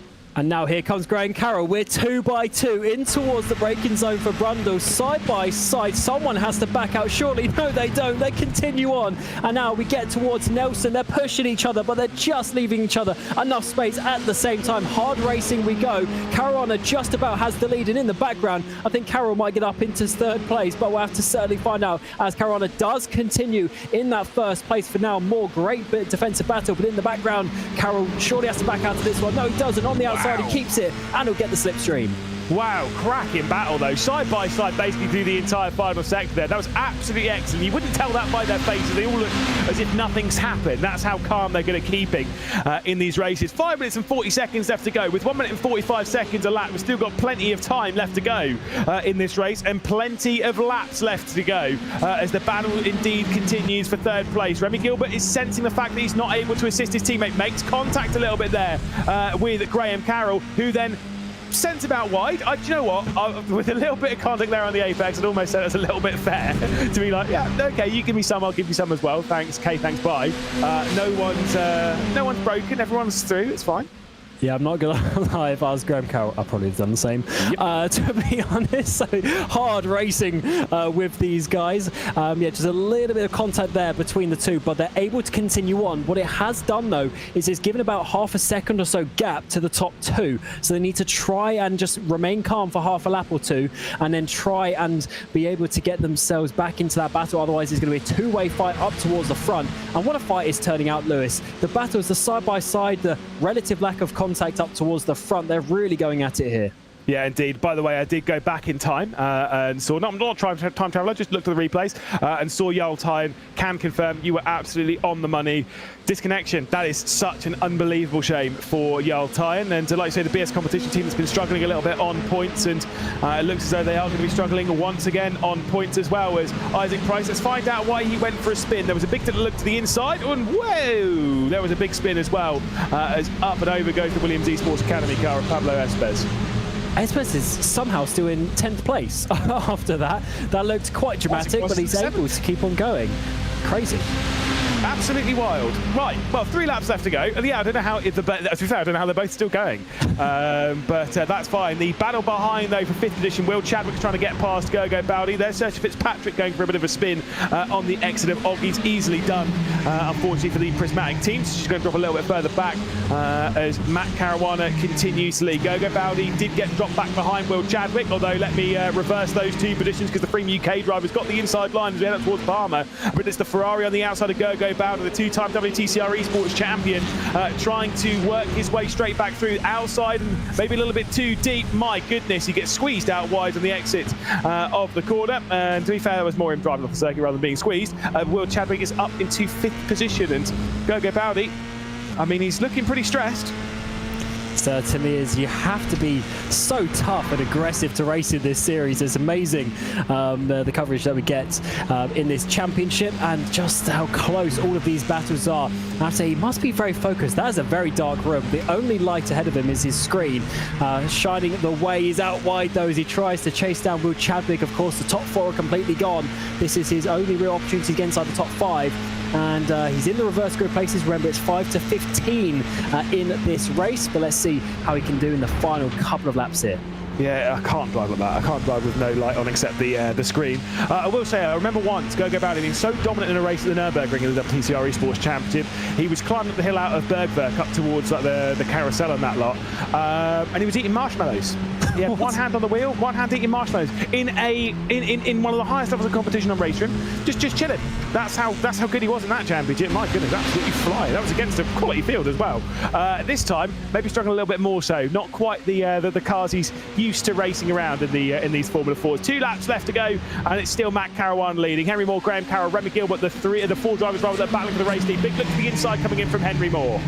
Yeah, I love that from Graham Carroll. He almost moved to the right to force Henry Moore into at least thinking about it, because in one way of defending is attacking, and that's what he would have had to do. Out wide, though, goes Caruana. Is that going to slow him down enough for Moore to have a move up the inside into Agostini? No more once again. Oh, no, he is. Late dive to the inside. Caruana chops that one off, and Carroll's just watching. any one of these 4 drivers could end up winning this race. 100%. They are all in it. They are all aggressive enough. They're all capable of doing so. In fact, 3 of these 4 drivers have won a race. It is Matt Caruana who's won a couple of races. Graham Carroll obviously won at Brands Hatch. Remy Gilbert's won a couple of races last season.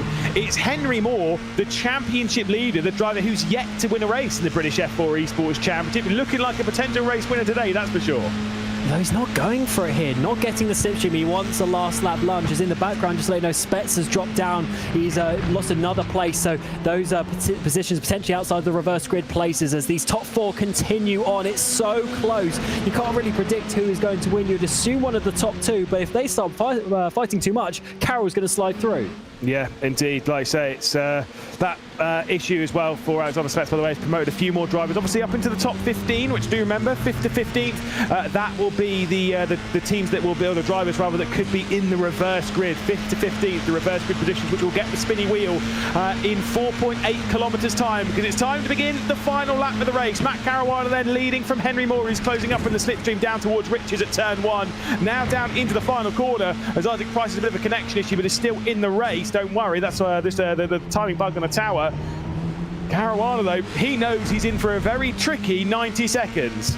Where is it going to be for Henry Moore? Is it going to be into one of these hairpins in the middle sector? Is he going to wait for the final corner? Or does he have to do an absolute send into Brundle? It's a difficult one to choose. And so far, he's not actually close enough. Quarter of a second, Caruana has. And we know that these guys like to be aggressive on the brakes. So wherever Moore goes, Caruana's going to chop him off as well. It's going to be a tough one for him to choose. And I don't know if he's quite close enough just yet, or is he just remaining calm for a send at the end of the lap?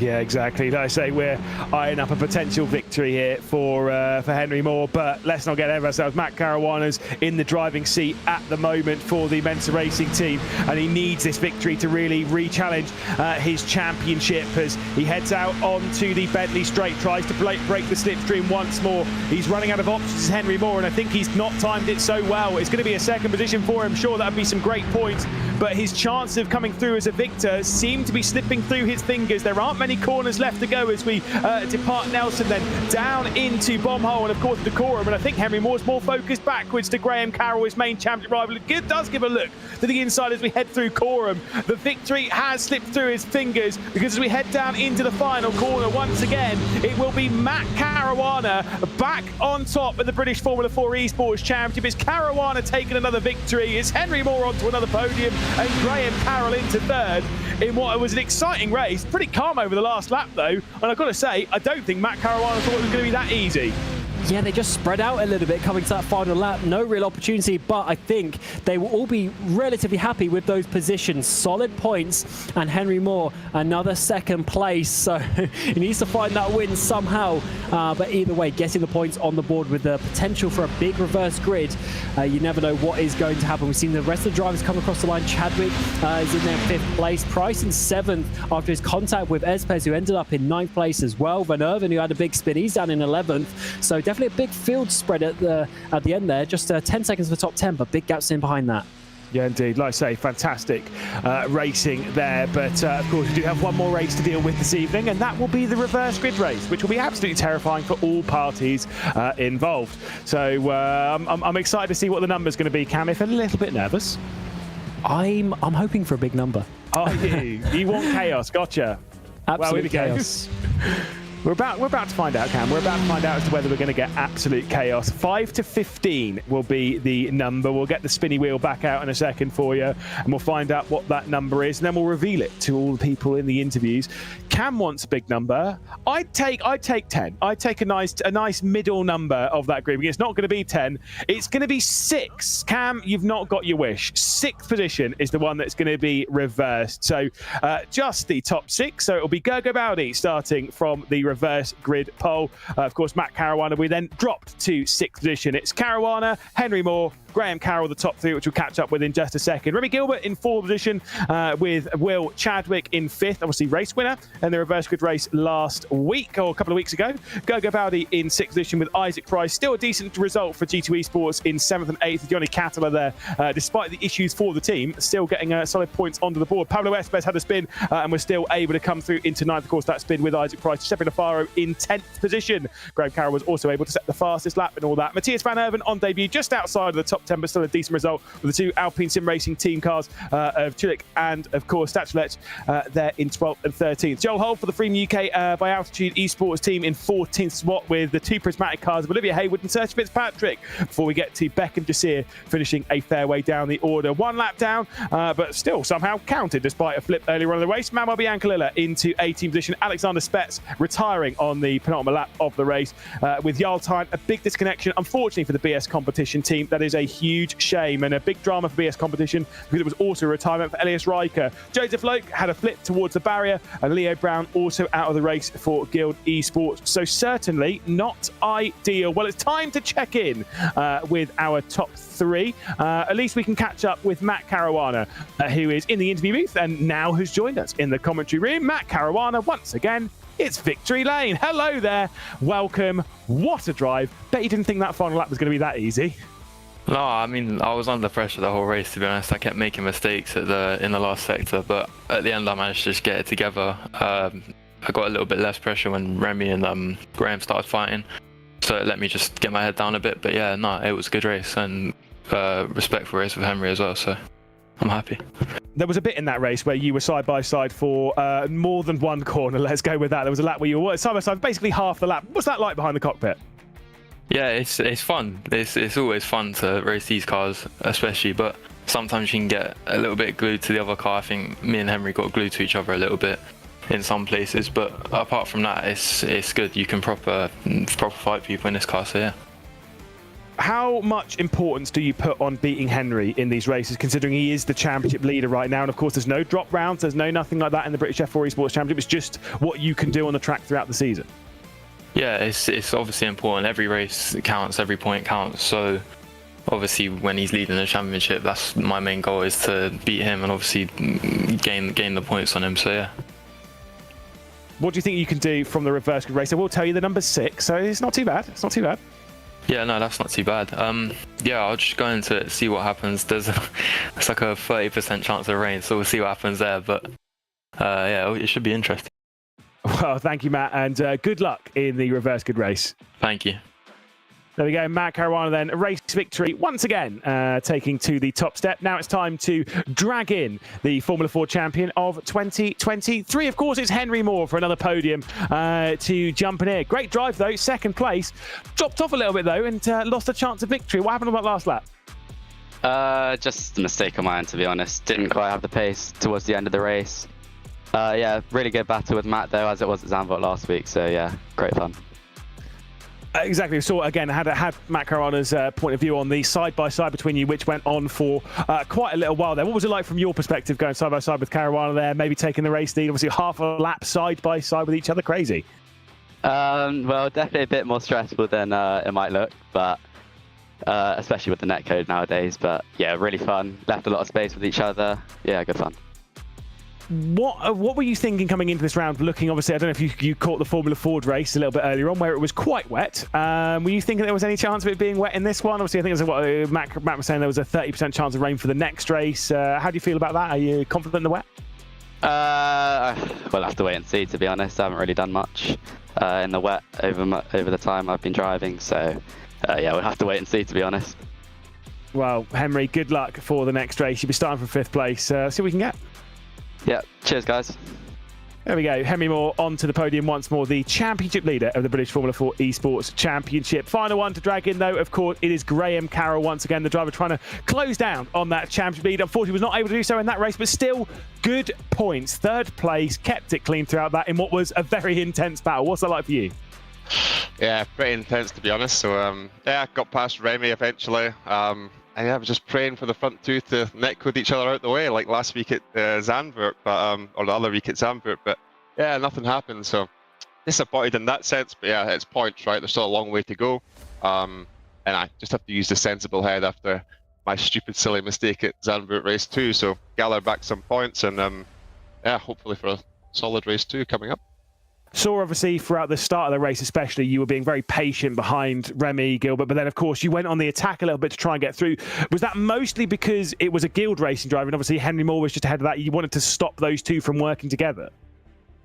I just wanted to pass anyone that was in front of me, Lewis, to be honest. But no, I knew what it was, right? The temps are quite hot. It's quite a slidey circuit, so let them all destroy their tyres, which I kind of think they did towards the end. I kind of felt like I had some pace, but yeah, I just got into third and then just sort of waited for the explosion to happen. It didn't happen, but yeah, just patience, right? It's if I just go and try and attack at the start, they're just going to try and repass me. And you seen what happened to Remy. I pass him, and then he went round outside at turn 2, and on my screen I got put up into the air, and it was a bit of a moment. So yeah, battling here is quite scary. So just trying to points, gather the points. That's the name of the game.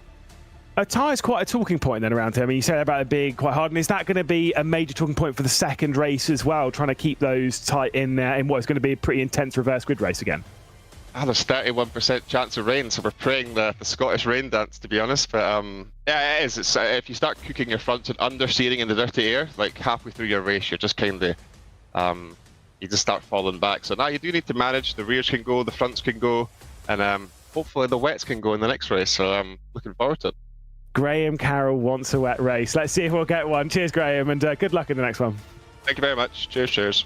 There we go. Graham Carroll out of the comedy booth as we get ready for another race. Cam, that was an exciting one. Loved it. Can't wait for another. Yeah, this is crazy racing here, and I don't know why. I just wasn't quite expecting the race to be so action-packed, but I guess maybe it's because the average speed is fairly high around here. We've got these long, fast corners. They're really going for it, and the side-by-side battles have all been pretty respectful as well, especially up towards the front. So can't wait to see how they do in this reverse grid race. Of course, that just gives the opportunity for a few drivers maybe to sneak a win. Yeah, I mean, like I say, you never really know how these races are going to unfold, especially reverse grid. Although I will say, with it being more of a typical grid, because it's only the top 6 that have been reversed, I think this will be... This is probably a bold prediction, maybe a little bit too early. I'm not expecting this to be as crash-happy as a race as what we'd normally expect from reverse grid, because it is more of a typical grid. You know what I mean? Oh, absolutely. But for instance, like Goga Baldi, he's been very fast, but maybe not looking like he was able to win a race this season. But now he's going to be in that opportunity at the front there. So he's going to be looking very nice in that 13 machine. Who's your favourite to win? Graham Carroll. Graham Carroll. Is that just because he's Scottish and you've spent a little bit of time in Scotland recently? Oh, aye. He's been having a fun journey up in Scotland, apparently, as he was explaining to me before the broadcast. Had a very good trip up in Scotland, thank you. Yeah, it's fine, it's fine. You want to go to Scotland without me this year, that's okay. Last year was our little Scotland trip. I'm not salty, it's fine. Of course, last year we did end up venturing to racetracks, though, so at least there was that. What we'll do, though, before we go into the next race, we'll have a bit of a breather and get ourselves ready for the second race of the evening, and you can hear from Will Chadwick.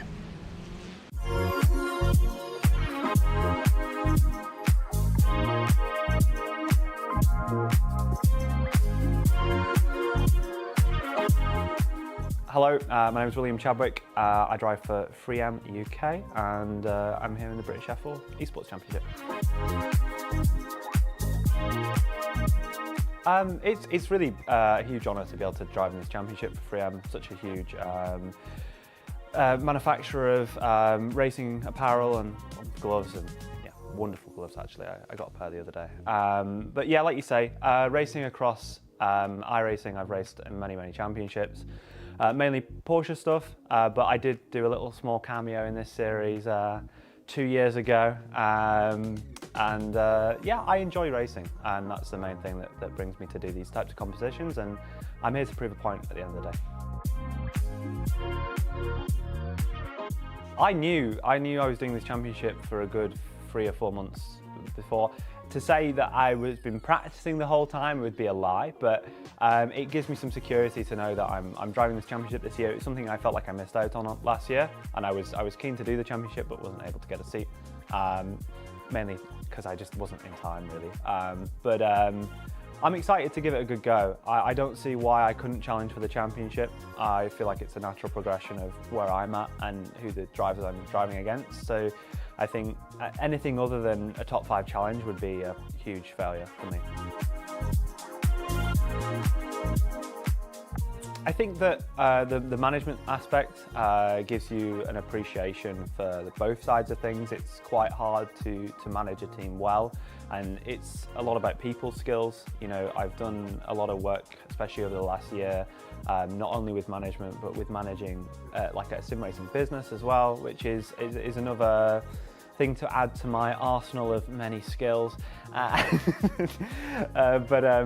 like you say, it gives you an appreciation for it, and I think that I certainly understand the sim racing space a lot, and maybe it's something that can help me achieve a bit better results than I have done in the past. But we've had a fairly good year so far, so I'm looking to keep it going.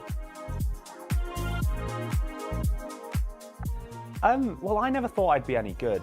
I was always pretty bad starting out. I didn't race against Kevin Siggy like you got to race against back in the day in the TCR Championship. But no, I started in 2019. It was a message, well, actually just a bit of fun at first. Driving just like BMW M8 fixed at Tsukuba is something that really comes back to mind on iRacing. And I got a message from Gordy Much, who obviously has been really successful, British GT, GT5s, Ginettas and stuff like that. And he was like, oh, I'm starting a sim team, do you want to join? You know, there was a few names in that sim team, Luke Bennett, Chris Lullum, myself, Gordy, Sandy Mitchell, just to name a few. And we all just started, just driving for fun. I was always comfortably not as good as like the likes of Gordy or people like that. So I never really thought of myself as something that was, I never thought I was very good, to be honest. And I've always surrounded myself with people that are, I'd say, exceptional. So, you know, throughout the years, I've just slowly tried to get better. I've just kept pushing myself, trying to keep a good work ethic up, which is always really important in sim racing. And I've slowly got a little bit better, but I'm still learning, I'm still improving, and I still feel like there's a lot for me to achieve before I've actually done something I'd be happy and proud of myself for.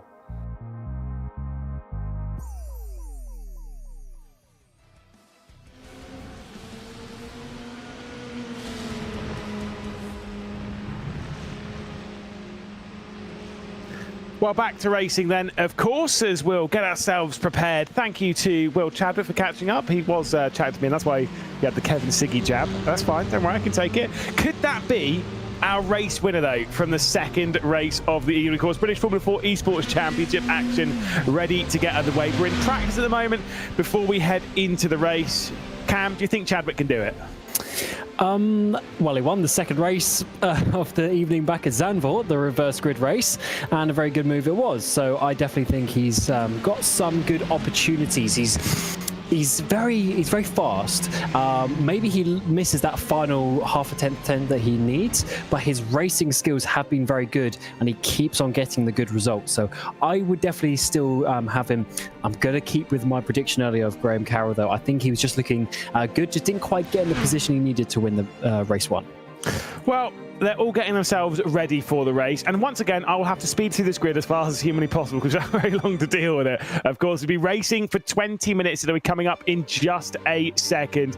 The grid is about to be set, and it'll be Gogo Baldi, of course, starting from the reverse grid pole position. The top 6 reversed from the previous race results. We'll take a look at the starting grid with Gogo Baldi for Scuderia Ferrari starting from the pole position. Will Chadwick for Freem UK, the last reverse grid winner, starting from second place. Remy Gilbert, Graham Carroll, Henry Moore, and Matt Caruana, the top 6 from the previous race, all reversed round. Caruana taking that victory. All G2 Esports here on row number 4 with Isaac Price ahead of Yoni Kattler, Pablo Espes and Giuseppe Lafaro inside the top 10. Matthias Van Erven on debut with Kulik behind. Sachinech in 13th position with Joel Hull, then Olivia Haywood and Sergio Fitzpatrick. Beckham Jasir in 17th position, and Manuel Bianca, who finished the previous race a lap down with Alexander Spetz retiring from the race late on. Jarl Ty and Leo Brown and Joseph Loke, Elias Riker retiring from the previous race. as we are ready to do action. They are all in position and ready to go. 20 minutes put onto the clock. Gogo Bowley starting this one from pole position for the Ferrari team. And who is going to take top honours in the second race here at Snetterton? Let's get ready to go racing as we are green in Norfolk, racing our way down to the first corner. Once again, everyone with a pretty equal start as they all head single file down to the first corner. Already though, you've got the likes of Henry Moore going on the attack, trying to get past Graham Carroll straight away. We're all single file our way through. Let's see what's going to be like down to the hairpin, into the braking zone of the second corner of the racetrack. Big look to the inside from Graham Carroll, big look to the outside from Will Chadwick in the 88, and there's a big crash in the background for Beckham Jasir. That's 2 crashes in 2 races so far. Not what he would have wanted. Matt Caruana is on the attack. He's side by side trying to make that move. Henry Moore's involved. He has a little wiggle, goes wide. Can he defend? Down towards Agostini. I think he can. Up towards the front though is Gogo Bowley leading the way. Oh, big crash. Huge contact there. Remy Gilbert goes sliding off the track. And actually in the end, he's able to save it and continue on in the race. Yeah, indeed. That was a big moment for Remy Gilbert. We'll take a look at replays in a moment for that one, but he definitely made contact with the rear end of Will Chadwick and all that. So I wonder if there's any damage to the rear end of the Freem UK car. Whoa, there's a big crash from I think it was Lafaro. Oh my He's flipped over the other side of the track. Yeah.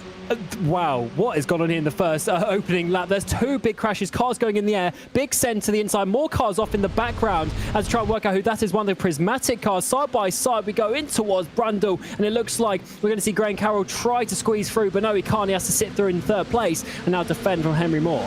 Give a couple of thoughts to broadcast director Hugo Luis here, trying to pick away all the action and set up some replays for all of us so we can understand exactly what's happened on this opening lap of the second race here at Snetterton.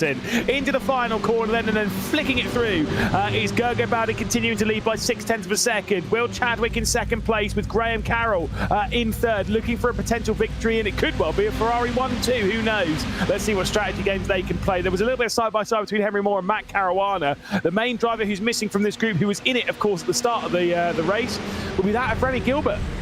Absolutely, and what we've ended up after this first lap is we've got a 7-car breakaway at the front. Isaac Price is on the back of that top 6. Is Bianca Lilla now, who has that sort of 1.5, 2 second gap up ahead of him to try and close down in the background. Leo Brown's up to 11th place after, of course, basically not being talked about at all in that first race after the contact with Joseph Loke, and that is a great recovery from him, and he's just a second off the back. Whoa. There is, wow, massive overly confident on the brakes there was Beckham Jasir, sliding in, hitting 2 cars. Yeah, absolutely, really connected. There is the moment from Remy Gilbert. I'd want to see that one from on board, to be honest, because that's a weird one. I think he just completely misses his braking point and slams into the rear end. Joseph Loke and Jarl Time, by the way, having a bit of a drop down. We'll get a moment on that in a second. It happened so quickly, though. That happened so unbelievably fast.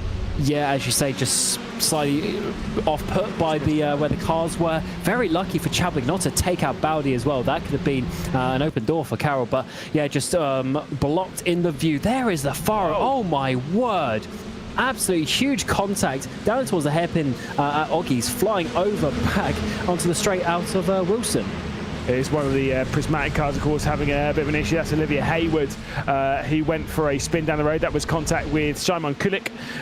Of course, that's some of the replays ticked off. I think there was a bit of a moment there for Joseph Loke and such, so I'm sure there's even more to look at as we complete the second lap of the race. That was a big moment from Lafaro. It was definitely contact with one of the G2s, and I believe then it would have been Yannick Kattler, considering the positions on the road. So it's Gogo Bowley leading by 1/10 of a second over Will Chadwick. Graham Carroll in behind, and Henry Moore in 4th position. Matt Caruana and Pablo Espes the top 6, with Isaac Price involved in the battle for the race lead. Leo Brown and Yannick Kattler have switched position as there's a big move to the inside coming in from Graham Carroll, trying to clear Will Chadwick as they drag their way off the corner down towards Palmer. It's the Ferrari on the outside, though. Carroll's not going to complete the move.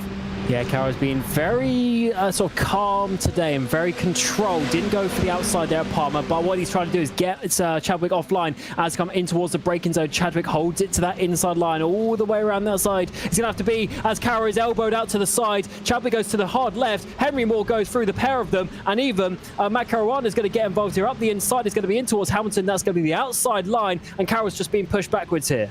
Yeah, indeed. There we go. Like I say, Graham Carroll's now got to deal with a move for Matt Caruana. He's got Pablo Espes right behind him. Looks to the inside, almost makes contact here. I'm sure he's trying to channel what he was saying in the interview. Points, points, points. Focus on not dropping it at the moment, but his main championship rivals through into second spot whilst he's languishing down in fifth as we head down the back stretch. And it could well be a little bit further back if Pablo Espes done anything. He looks to the inside of Matt Caruana, can't complete the move on the race one winner.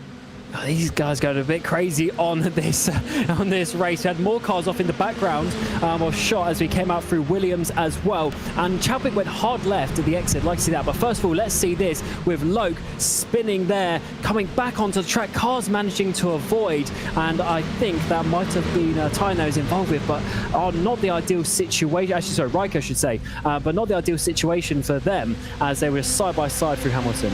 They both ended up about 1,000 miles off the circuit, so it's kind of like just one of those things, I guess. A little bit of contact, a little bit of rubber band in between the pair of them, I think, but it is what it is. Look to the inside then, and the move complete. Graham Carroll worked his way through it. Richards at T1, lovely move. But the important bit is there's a 1 second gap up to the race lead. Pablo Espes with a big move to the inside of Matt Caruana could make contact here. That's a huge move and a huge send by Pablo Espes, who makes contact with Caruana on the exit of the corner. And Pablo Espes goes for one of the weirdest spins I've seen in British F4 esports. Yeah, that was very awkward indeed. Very opportunistic down the inside, actually. Carroll was almost wiggling a little bit on the exit of turn 1, as if to say, let's not fight. And then Espes just sends it 3 wide effectively down the inside. Crazy stuff as we're seeing the front 3 battle now. It's really broken up, and actually we brought in Bianca Lilla in the background and Leo Brown, who's up into P8. This is looking good for him on his recovery drive. Let's look at this once more. So Caruana actually gives him space. A bit of contact is made, and yeah, that was weird because it was like side-to-side contact, but it almost acted as if it was wheel-to-wheel. Yeah, honestly, super weird, but I think it's just one of those things, just an awkward bit of contact, and it spun them round on the apex there of turn 2.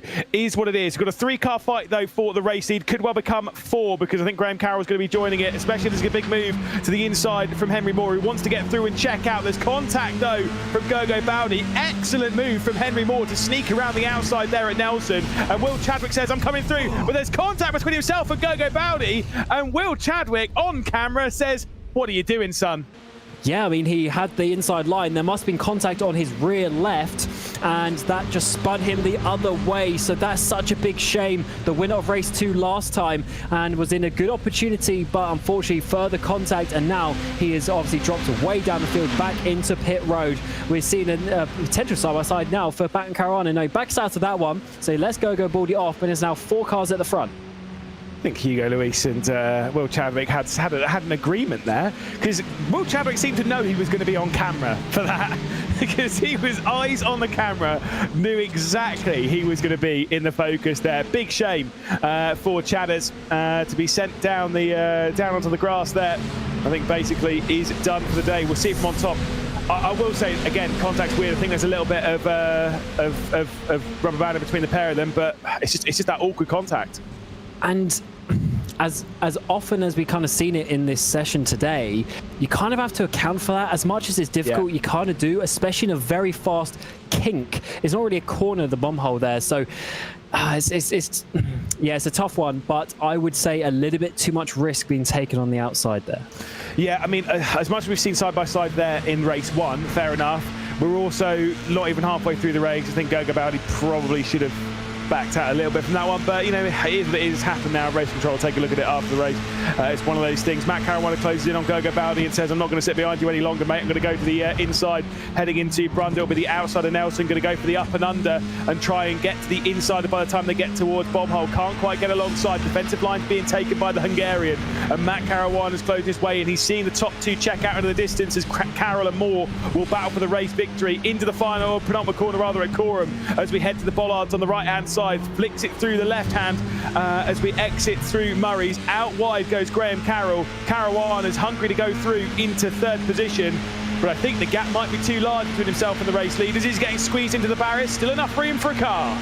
Oh, that was tight, but Caruana has kept his foot in it, and he's got up the inside as well. And it's important because look who's coming behind. Isaac Price, Manuel Biancalilla, and Leo Brown. They're all chasing them down as we come down in towards the hairpin. No defensive fight there from the number 13. As in the background, Brown gets past Biancalilla in the 33 machine. What a drive this is from that number 33. Race winner so far this season, and he's looking very fast, just showing what pace he could have had if it wasn't for that crash in that first race. He's making his way forward nicely. Yeah, this is going to be huge points for Guild Esports on the Teams Championship.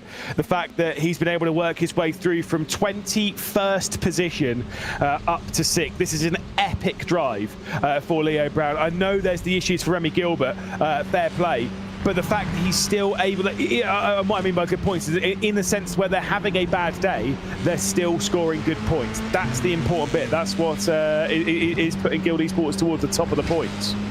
And what a sort of season they're having, really, to be honest. They're looking very good. They've worked this car out. So let's see how many more positions he can get in the final 10 minutes of this race. Second half coming your way as Joseph Loka's dropped down a couple of places down there for P13 at the moment. Loses another one as well as Van Erven. So the 3-car train gets through. Oh, I think he must have run wide. He must have run wide going out onto the back stretch there, because he was slow on the exit, or he had a slowdown of something there. You don't really get slowdowns there going through Williams, but still there's been an issue of some description for the Aston Martin driver. I will say, by the way, just to clarify one thing, if you are joining us for the first time here in British F4 Esports this season, you will note that there are 3 Guild Esports drivers. I've spoken about this ad nauseum, so I'll go through it quickly. There are 3 Guild Esports drivers out on the grid. 2 of them are for Guild Esports themselves. That, of course, is Remy Gilbert and Leo Brown. Henry Moore is a Guild Esports driver that is racing for the Guild Esports Academy team, which isn't a team. It's because he won the British F4, the Formula Fords last season, which has given him an invite in this, but he's part of the Guild team. That's why he's in the Guild Academy car. He's not scoring points for Guild Esports. That's the important bit, though. So it's no major advantage for having 3 cars. Just wanted to check that one off as we head our way through into Parma, looking backwards. There was a look from Joseph Loka and Matthias Van Erven, but of course there was also a look behind this with Yoni Katler trying to get past Manuel Biancalilla and the likes. The intensity of this race is crazy. Look how many cars are in shot there, just, you know, centimeters in between each of them. Crazy stuff here in the British Formula 4 Esports. Absolutely loving the season that we're having so far. So competitive up towards the front. You make one mistake and multiple drivers are coming past you, and it's very difficult to work out. The top 2 are definitely gone. They're hopefully sorted for this race, but it's Caruana leading this train of cars for 3rd place, and it could finish in any order. Yeah, indeed. Like I say, very exciting. And of course, this is before we're even accounting for the battle for the race lead between Henry Moore and Graham Carroll, which is looking like that is going to be very, very exciting. The top 2 in the championship about to have quite a battle around the tight twists of the Snetterton 300 circuit. Despite its high average speed, it is quite a tricky circuit to venture around. Like I said, 4.8 kilometers. The average speed is relatively high, but there are some real slow speed corners around here since it's reprofiling a few years ago now. Was it mid-2000s, wasn't it? It got reprofiled to the Snetterton 300 circuit that we've got at the moment. Absolutely, that's how old we are, where it's not really the new layout anymore, unfortunately. But the racing is good around here, though, so that is what the important factor is. As he ride on board with Leo Brown, can he get a podium? Can he get these 2 places for a podium? Let's find out in these final few laps of the race. He goes to the outside line, he makes Baldy has a bit of the defensive line to the inside, slows him down a little bit, but not enough, as Baldy's able to get out of the corner. Well, but Brown, he's definitely the fastest driver in this race, I think. If Leo Brown gets onto the podium, number 1, that's drive of the day, because that's epic. And number 2, I think it will be genuinely one of the best drives I've ever seen in British F4 Esports. And again, look, I've done all of British F4 Esports. I've done it since it started back in 2022. You've obviously joined us last season. We've seen some quality drives in British F4 Esports, but to go from the back of the grid onto the podium, that is epic. I was literally saying 1 lap ago how incredibly competitive this field is, and he's just driven through them. Of course, you can always get, 3, 4, 5 places maybe from incidents around. You don't get 16 places just by incidents around you. That is with some overtaking, some skill and some speed that he's got in that Guild Esports car, and he's getting close to Bowdy. It's not quite enough, I'd say, for this time around, but he's definitely going to be doing this before the end of the race. Yeah, there is going to be an option for Leo Brown to make up another move. It's certainly coming for the Guild Esports driver. as he tries to increase the haul of points for the team. He's right in the rear end of Gogo Baldi, of course, started this one from the reverse grid pole. These two basically, well, I say basically, they basically start from the opposite side of the field. Gogo Baldi started from pole position, and Leo Brown basically started from the back. They've met with 6 minutes left to go in this race. It'll be about 4 laps from this point, considering the speed at the moment. Just 0.3 of a second separate the top 2 in this race. And Joseph Loke has entered the pit lane. Yeah, he certainly has. I saw this midway through the previous race as well, some drivers coming into pit lane. So definitely wonder if that's just some damage, or we'll have to certainly try and find out. But it's not the round that he would have wanted after the massive crash in race 1, and now having to obviously come down pit road. Crazy stuff though, as we're only seeing the top 12 drivers really still in contention. P13 SPS downwards. I mean, they're massive, massively behind because of all the incidents that we've seen. Yeah, indeed. I think, by the way, it was probably for something damage related or in that vein for Joseph Loke, and what has not been a good day for the Aston Martin Esports team. That said, Manuel Biancalilla is involved in this fight as well for the final step on the podium, running in 7th position at the moment behind Isaac Price. This driver here, Leo Brown, behind Gogo Baldi, and Matt Caruana. The important bit, though, in the battle for the podium is someone is starting to slip through their fingers. Matt Caruana builds the gap to 0.7 of a second. If Leo Brown has aspirations of the podium here, I feel it's now or never to clear the Hungarian of Gogo Baldi. Otherwise, Matt Caruana is absolutely gone. It'll be the same podium from the previous race. As here comes a look to the inside. Not enough. Yes, so difficult. It's the braking zone. Well, there isn't really one, but actually that's a bit of run wide from Baldi. He needs to do this now. This is his opportunity for the 33. Goes up the inside. Baldi runs wide again, so it might actually be Isaac Price. Not quite enough this time around, but Brown is through, and he needed to do that because, as you say, Caruana is getting away up ahead, and even in the background, Biancalilla's starting to make moves. So this is the time where the drivers realise they need to go forward. Yeah, to be fair though, I think by looking down the inside of Isaac Price, Manuel Biancalilla might be a sitting duck for Yoni Kattler, taking a great look at Alexander Spetz's forehead. As we head down the start-finish straight, basically staring at the rear end of Yoni Kattler, of Manuel Biancalilla as well, as they head their way through the first corner. As can't quite get himself involved, but for Spetz, just get some decent points aboard. Again, I will always remind you of the fact the first ever pole position in 2022 in British F4 Esports, it was Alexander Spetz who grabbed that original pole position. And obviously, they didn't take part in the rest of the season, didn't take part last season, for obvious reasons, we'll not talk about that. And then, of course, he's back into the season. It's great to see him, but there are still some struggles. Whilst I've been waffling on about all that, of course, down at turn 2, Leo Brown lost out the 4th position once again. I think the podium has definitely set sail. Yeah, Caruana should have this one done because he really needs a mistake. He's out of the slipstream range, so that is very good indeed. So it's now just down for Brown to try and get this 4th place. He's done it once. Can he do it again? But Baldi's looking so good. I mean, you can physically see actually just Brown keeping more speed, even being in a bit of the dirty air, able to keep speed in the corners. He has the speed in that car. Look how close he is. No slipstream up ahead to defend for the Ferrari driver. So this should be it down the inside. Yep, indeed. Big move to the inside for Leo Brown here into Brundle. But of course, Gogo Baldi would try and hang on. Backs out of it a little bit, overdriving it maybe slightly. Bit of a slide coming in. Lovely move there from Leo Brown. Manuel Biancalilla as well was able to clear the G2 Esports driver of Isaac Price in the same way at the same corner going into Brundle and Nelson, and has allowed a little bit of a gap between the likes of Leo Brown and Gogo Baldi. So whilst we've seen one Guild driver battle it out with the Ferrari in the battle for 4th position, let's check in on the other battle between Guild and Ferrari. Of course, it's Henry Moore and Graham Carroll. 2 laps left to go here in Norfolk. And of course, Moore has the race lead, looking for his first victory in just his 6th race at the British F4 Esports Championship. And what a difference in drivers that you have here. You've got, well, I mean, I guess he's a rookie to this championship, you could say, for Henry Moore. And Carroll, the absolute experience that he's got there. Not saying he's old, but the experience that he's got. So crazy stuff as they battle for the lead. 3 wide we go. Spence through the middle of the 2 G2 cars. Can he get that up towards Palmer? No, it's going to be the inside line for Isaac Price as he tries to hold on to that, but Spence keeps it on the outside. Cracking move, though, from Alexander Spence. He's still alongside as we exit Palmer. Go down towards Agostini now, and the G2 Esports drivers, rather than helping each other, they're more fighting each other. Straight around the outside goes Alexander Spetz. Brilliant move from Spetz to have got his way through on both G2 Esports drivers in just a couple of corners. Elias Riker's got the inside line as well on Yoni Kattler as we head our way through Hamilton. Also joining the fight is the Alpine driver of Snetterton. So they're all starting to fight, and I wonder if this is what Graham Carroll was saying about tyres.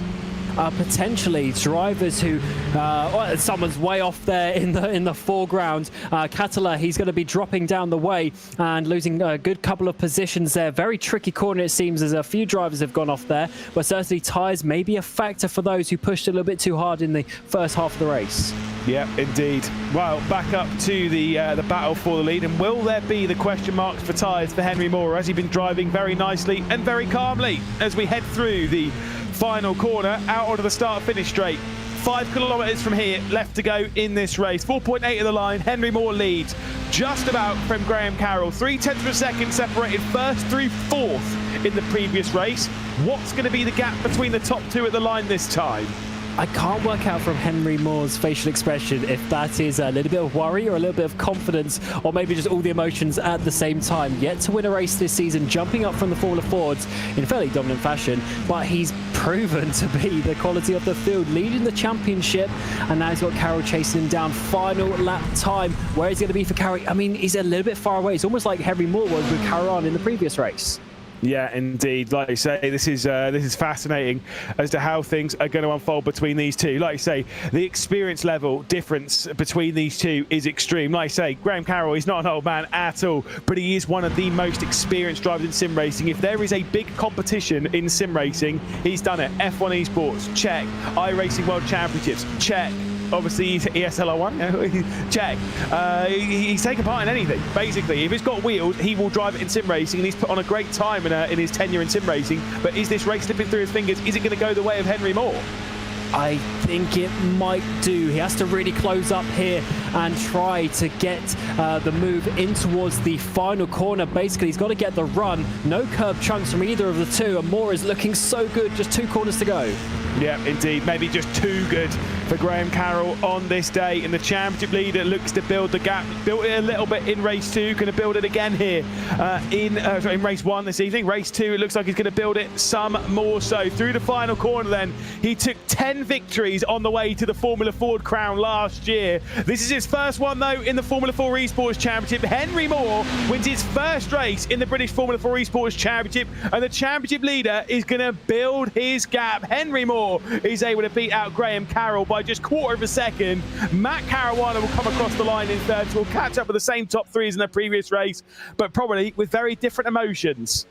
Absolutely. We're side by side in towards the final corner. Logan Hayward, who's going to get it? Logan around the outside, and with a lock up for Hayward there, sorry, Fitzpatrick I should say, drops down in the number 7 machine, and the 84 will get 14th place after a calamitous day, taking home some points, and he should hopefully be happy with that one, but he does stop very quickly to get out of the car, and there is Hayward in 16th place to come across the line as well. Do you think Formula 3 driver Joseph Logue is going to be happy with finishing in 14th position? You're wrong. Maybe I worded that wrong. I meant with his comeback. Well, yeah, we'll see. We'll see. I was going to make a really bad joke about he's only happy when he's winning, which he didn't do in Formula 3 this year. But that's fine. We'll let him slip on that one. I like Joe. Obviously, we'll see coming through the final corner someone who's definitely not happy with this race. Remy Gilbert. I mean, what a day. What a day. He was involved in the battle for the race lead in race 1, and obviously very early in this race was not involved in any fights for any important positions. Yeah, it's so weird how him and Leo Brown basically swapped their places as such. How's Ferrari finishing? I think it is. That car was literally on the wrong part of the track. He's got back to pit road, and even with a bit of a crab, it looks like in that suspension, he's managed to repair it enough to get to the end of the race. So fair play. I think there might be a fast repair and all that, but that is crazy from the far out to at least cross the line. Well, we'll take a look at provisional results then. As much as Graham Carroll could set the fastest lap of the race, it wasn't enough to beat Henry Moore to his first ever victory in the British Formula 4 Esports Championship. With Henry Moore from Graham Carroll from Matt Caruana, we'll catch up with those 3 in just a moment's time. Leo Brown, epic drive. 21st position to 4th. Absolutely incredible for Guild Esports there. As Gogo Bowdy drops from 1st down to 5th position. Manuel Biancalilla into 6th, which is also a quality drive, by the way. Alexander Spetz put on some great moves in that, including getting past both the G2 Esports drivers in one go. Elias Riker, Isaac Price, and Peter Stechlet will finish inside the top 10 for the Alpine Esports team. Matthias van Erven finishes 11th in both the races on debut. Yoni Katala down to 12th position, with Pablo Espes in 13th position. Joseph Logue had to come into the pit lane and still ended up finishing in 14th position, making a move on Sergio Fitzpatrick on the final lap of the race, with Olivia Hayward in 16th position, finishing 3 laps down is Remy Gilbert. Jarl Tyne also 4 laps down. Giuseppe Lafaro somehow crossed the line. Unknown as to how. He did flip the car quite a bit in that one. And then Simon Kulik in 20th position in the number 20. 3 final positions. A very confused Will Chadwick with the move that Gergo Bowdy put on him to send him out into the barrier, with Beckham Jasir and Joel Hull being absolutely fired off at the second corner of the race. So there was something for everyone to talk about after that one. And something for us to talk about is our race winner, because it's time to catch up with Henry Moore. Did think this race win was coming, but the championship leader extends the championship lead with a race victory. Looked pretty happy after that. We didn't even see that emotional last season in Formula Fords. Yeah, I think it's about time. 2 seconds in 2 rounds, so yeah, really happy with that one. Quality drive, great battle with Graham Carroll, but it seems like you had the measure of him, particularly late on in the race, where there was a fairly comfortable gap, it seemed. Yeah, I was just managing it a bit. To be honest, I don't really know what happened the last 5 laps. I was kind of zoned in, but yeah, pace felt really strong in that race. Well done to Graham and Matt as well for the podium. And also, Leo Brown, 21st to 4th. We did bring up how if he'd got the podium, that would he'd be driver of the day. Sorry, but he didn't get the podium, so at least that one can be saved for your neck of the woods. I mean, quality drive. We thought this race win was coming, but it's only taken you 6 races to take that first victory in British F4 Esports. Of course, you took 10 last season in the Formula 4, different strength of field and all that. How many more do we reckon we can get before now and the end of the season? There's still 10 more races. Oh, I think it's too early to say, to be honest. Obviously, it's only round 3, so got a lot of different tracks coming up. Alton next week, I think. So yeah, it's a bit different. Looking forward to it.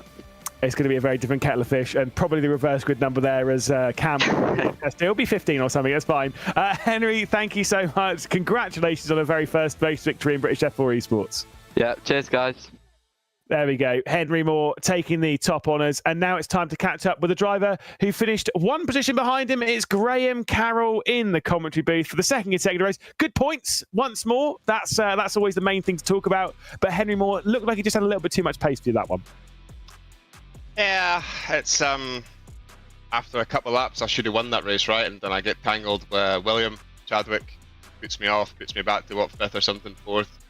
So yeah, I don't have that net code. I think I win that race, and I maybe do a little bit of teamwork as well with Gergo up the front. But yeah, it's Matt just said it in the chat there. Actually, this car is like a paper aeroplane. It's so fragile, so easy to have net code. But listen, it's the same for everyone. Again, like you say, points. Yeah, I just really wanted to win tonight, but yeah, heck, it all, can we?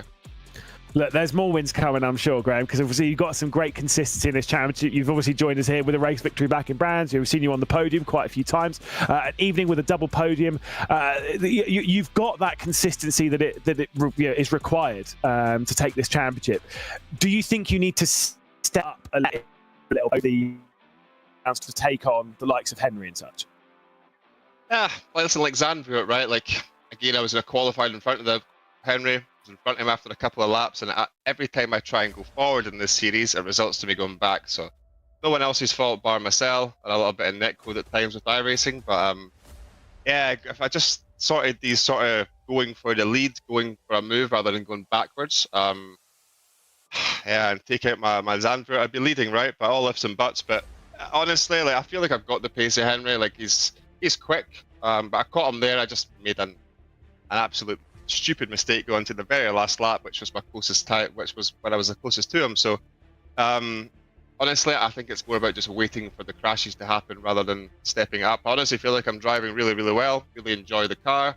But yeah, I'm just sort of racing at 80% in the minute. I'm just not going for anything crazy. All it needs is for Henry to have a DNF and I win the race, and it's on, right? So it's kind of waiting for that to happen rather than trying to make miracles happen. So I'll keep working hard, but yeah, as a team, honestly, I think we're doing a really good job. We're a really new team to iRacing, so to be up here, I don't know how the team's championship looks actually, but yeah, really happy with how it's going, and Gergo's done well today as well, so happy. Yeah, there's been some solid points for you and the team. Obviously, like I say, no drop scores in British F4 Esports, so one crash can really turn things around. Next week, of course, we're at Alton Park. We'll see you then for what I'm sure is going to be some very exciting and potentially crash-happy racing. You never know what it's like at Alton Park. Looking forward to it. See you guys next week. See you, Graham. Perfect. Graham Carroll then into second position. And of course, we've had the top 3 from the first race. It's time to get the final person in the top 3 in the second race. And yes, of course, it's Matt Caruana who grabbed yet another podium. It's been the same top 3 in both races. That's always exciting. But you've had a bit of a tricky run there, having to make a move late on, try and pull away from the group behind. A little bit of a sketchy race, but still third place, good points. Yeah, nice. I'll take it. I mean, it's all right. It was my fault, to be honest, getting wing damage at the start. I tried to make a move, got hooked on the curb, and then it just gave me, it's just an iRacing thing, just got wing damage, and sort of just a recovery from there, really, just trying to hold on to the place.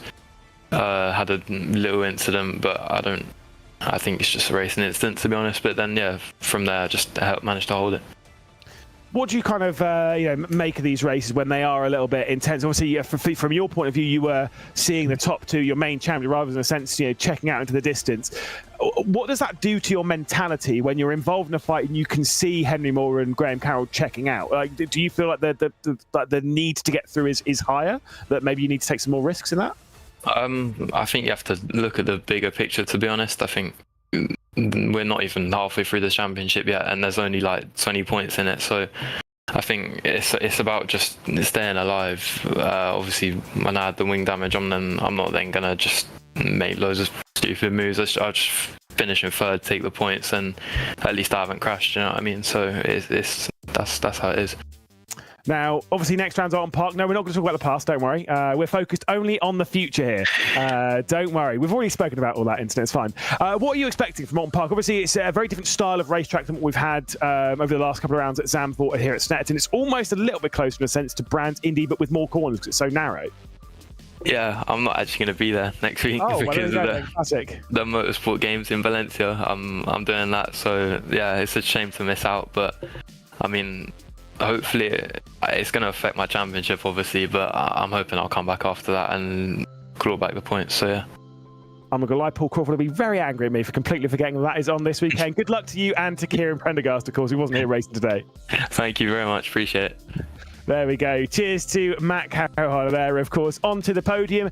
Back to you, Cam. I mean, what an exciting evening of racing. Next week we'll be at Alton Park, and we're missing Matt Caruana, which is a bit of a shame. But yeah, I completely forgot about the motorsport games in a week's time, or the weekend. Yeah, absolutely. It's going to be a good week of racing for various different reasons, and I can't wait till we get to Alton Park because, as you say, it's so narrow, and once again, it's a very fast track. That seems to be a thing that we've had so far to open the season. There's no real, well, of course, you got the slow speed chicane, his stops, but we'll see how it goes. Very narrow, hard racing is going to be once again making moves at the right time. The likes of Graham Carroll, hopefully, to come out on top. But you never know, Leo Brown sliding through the field. I wouldn't count that one out either. Yeah, indeed. Honestly, my favourite circuit to go racing at in the United Kingdom is Alton Park because I'm crazy and it's absolutely insane. Cannot wait to go racing there. Do return in just a week's time when the British F4 Esports Championship heads to round 4 to Alton Park. Thank you, of course, to all our partners and to Hugo Luis bringing us the broadcast. Myself, Lewis McGlade from Cameron Roger. Thank you to all of you for joining us throughout the action, and we'll see you in a week's time.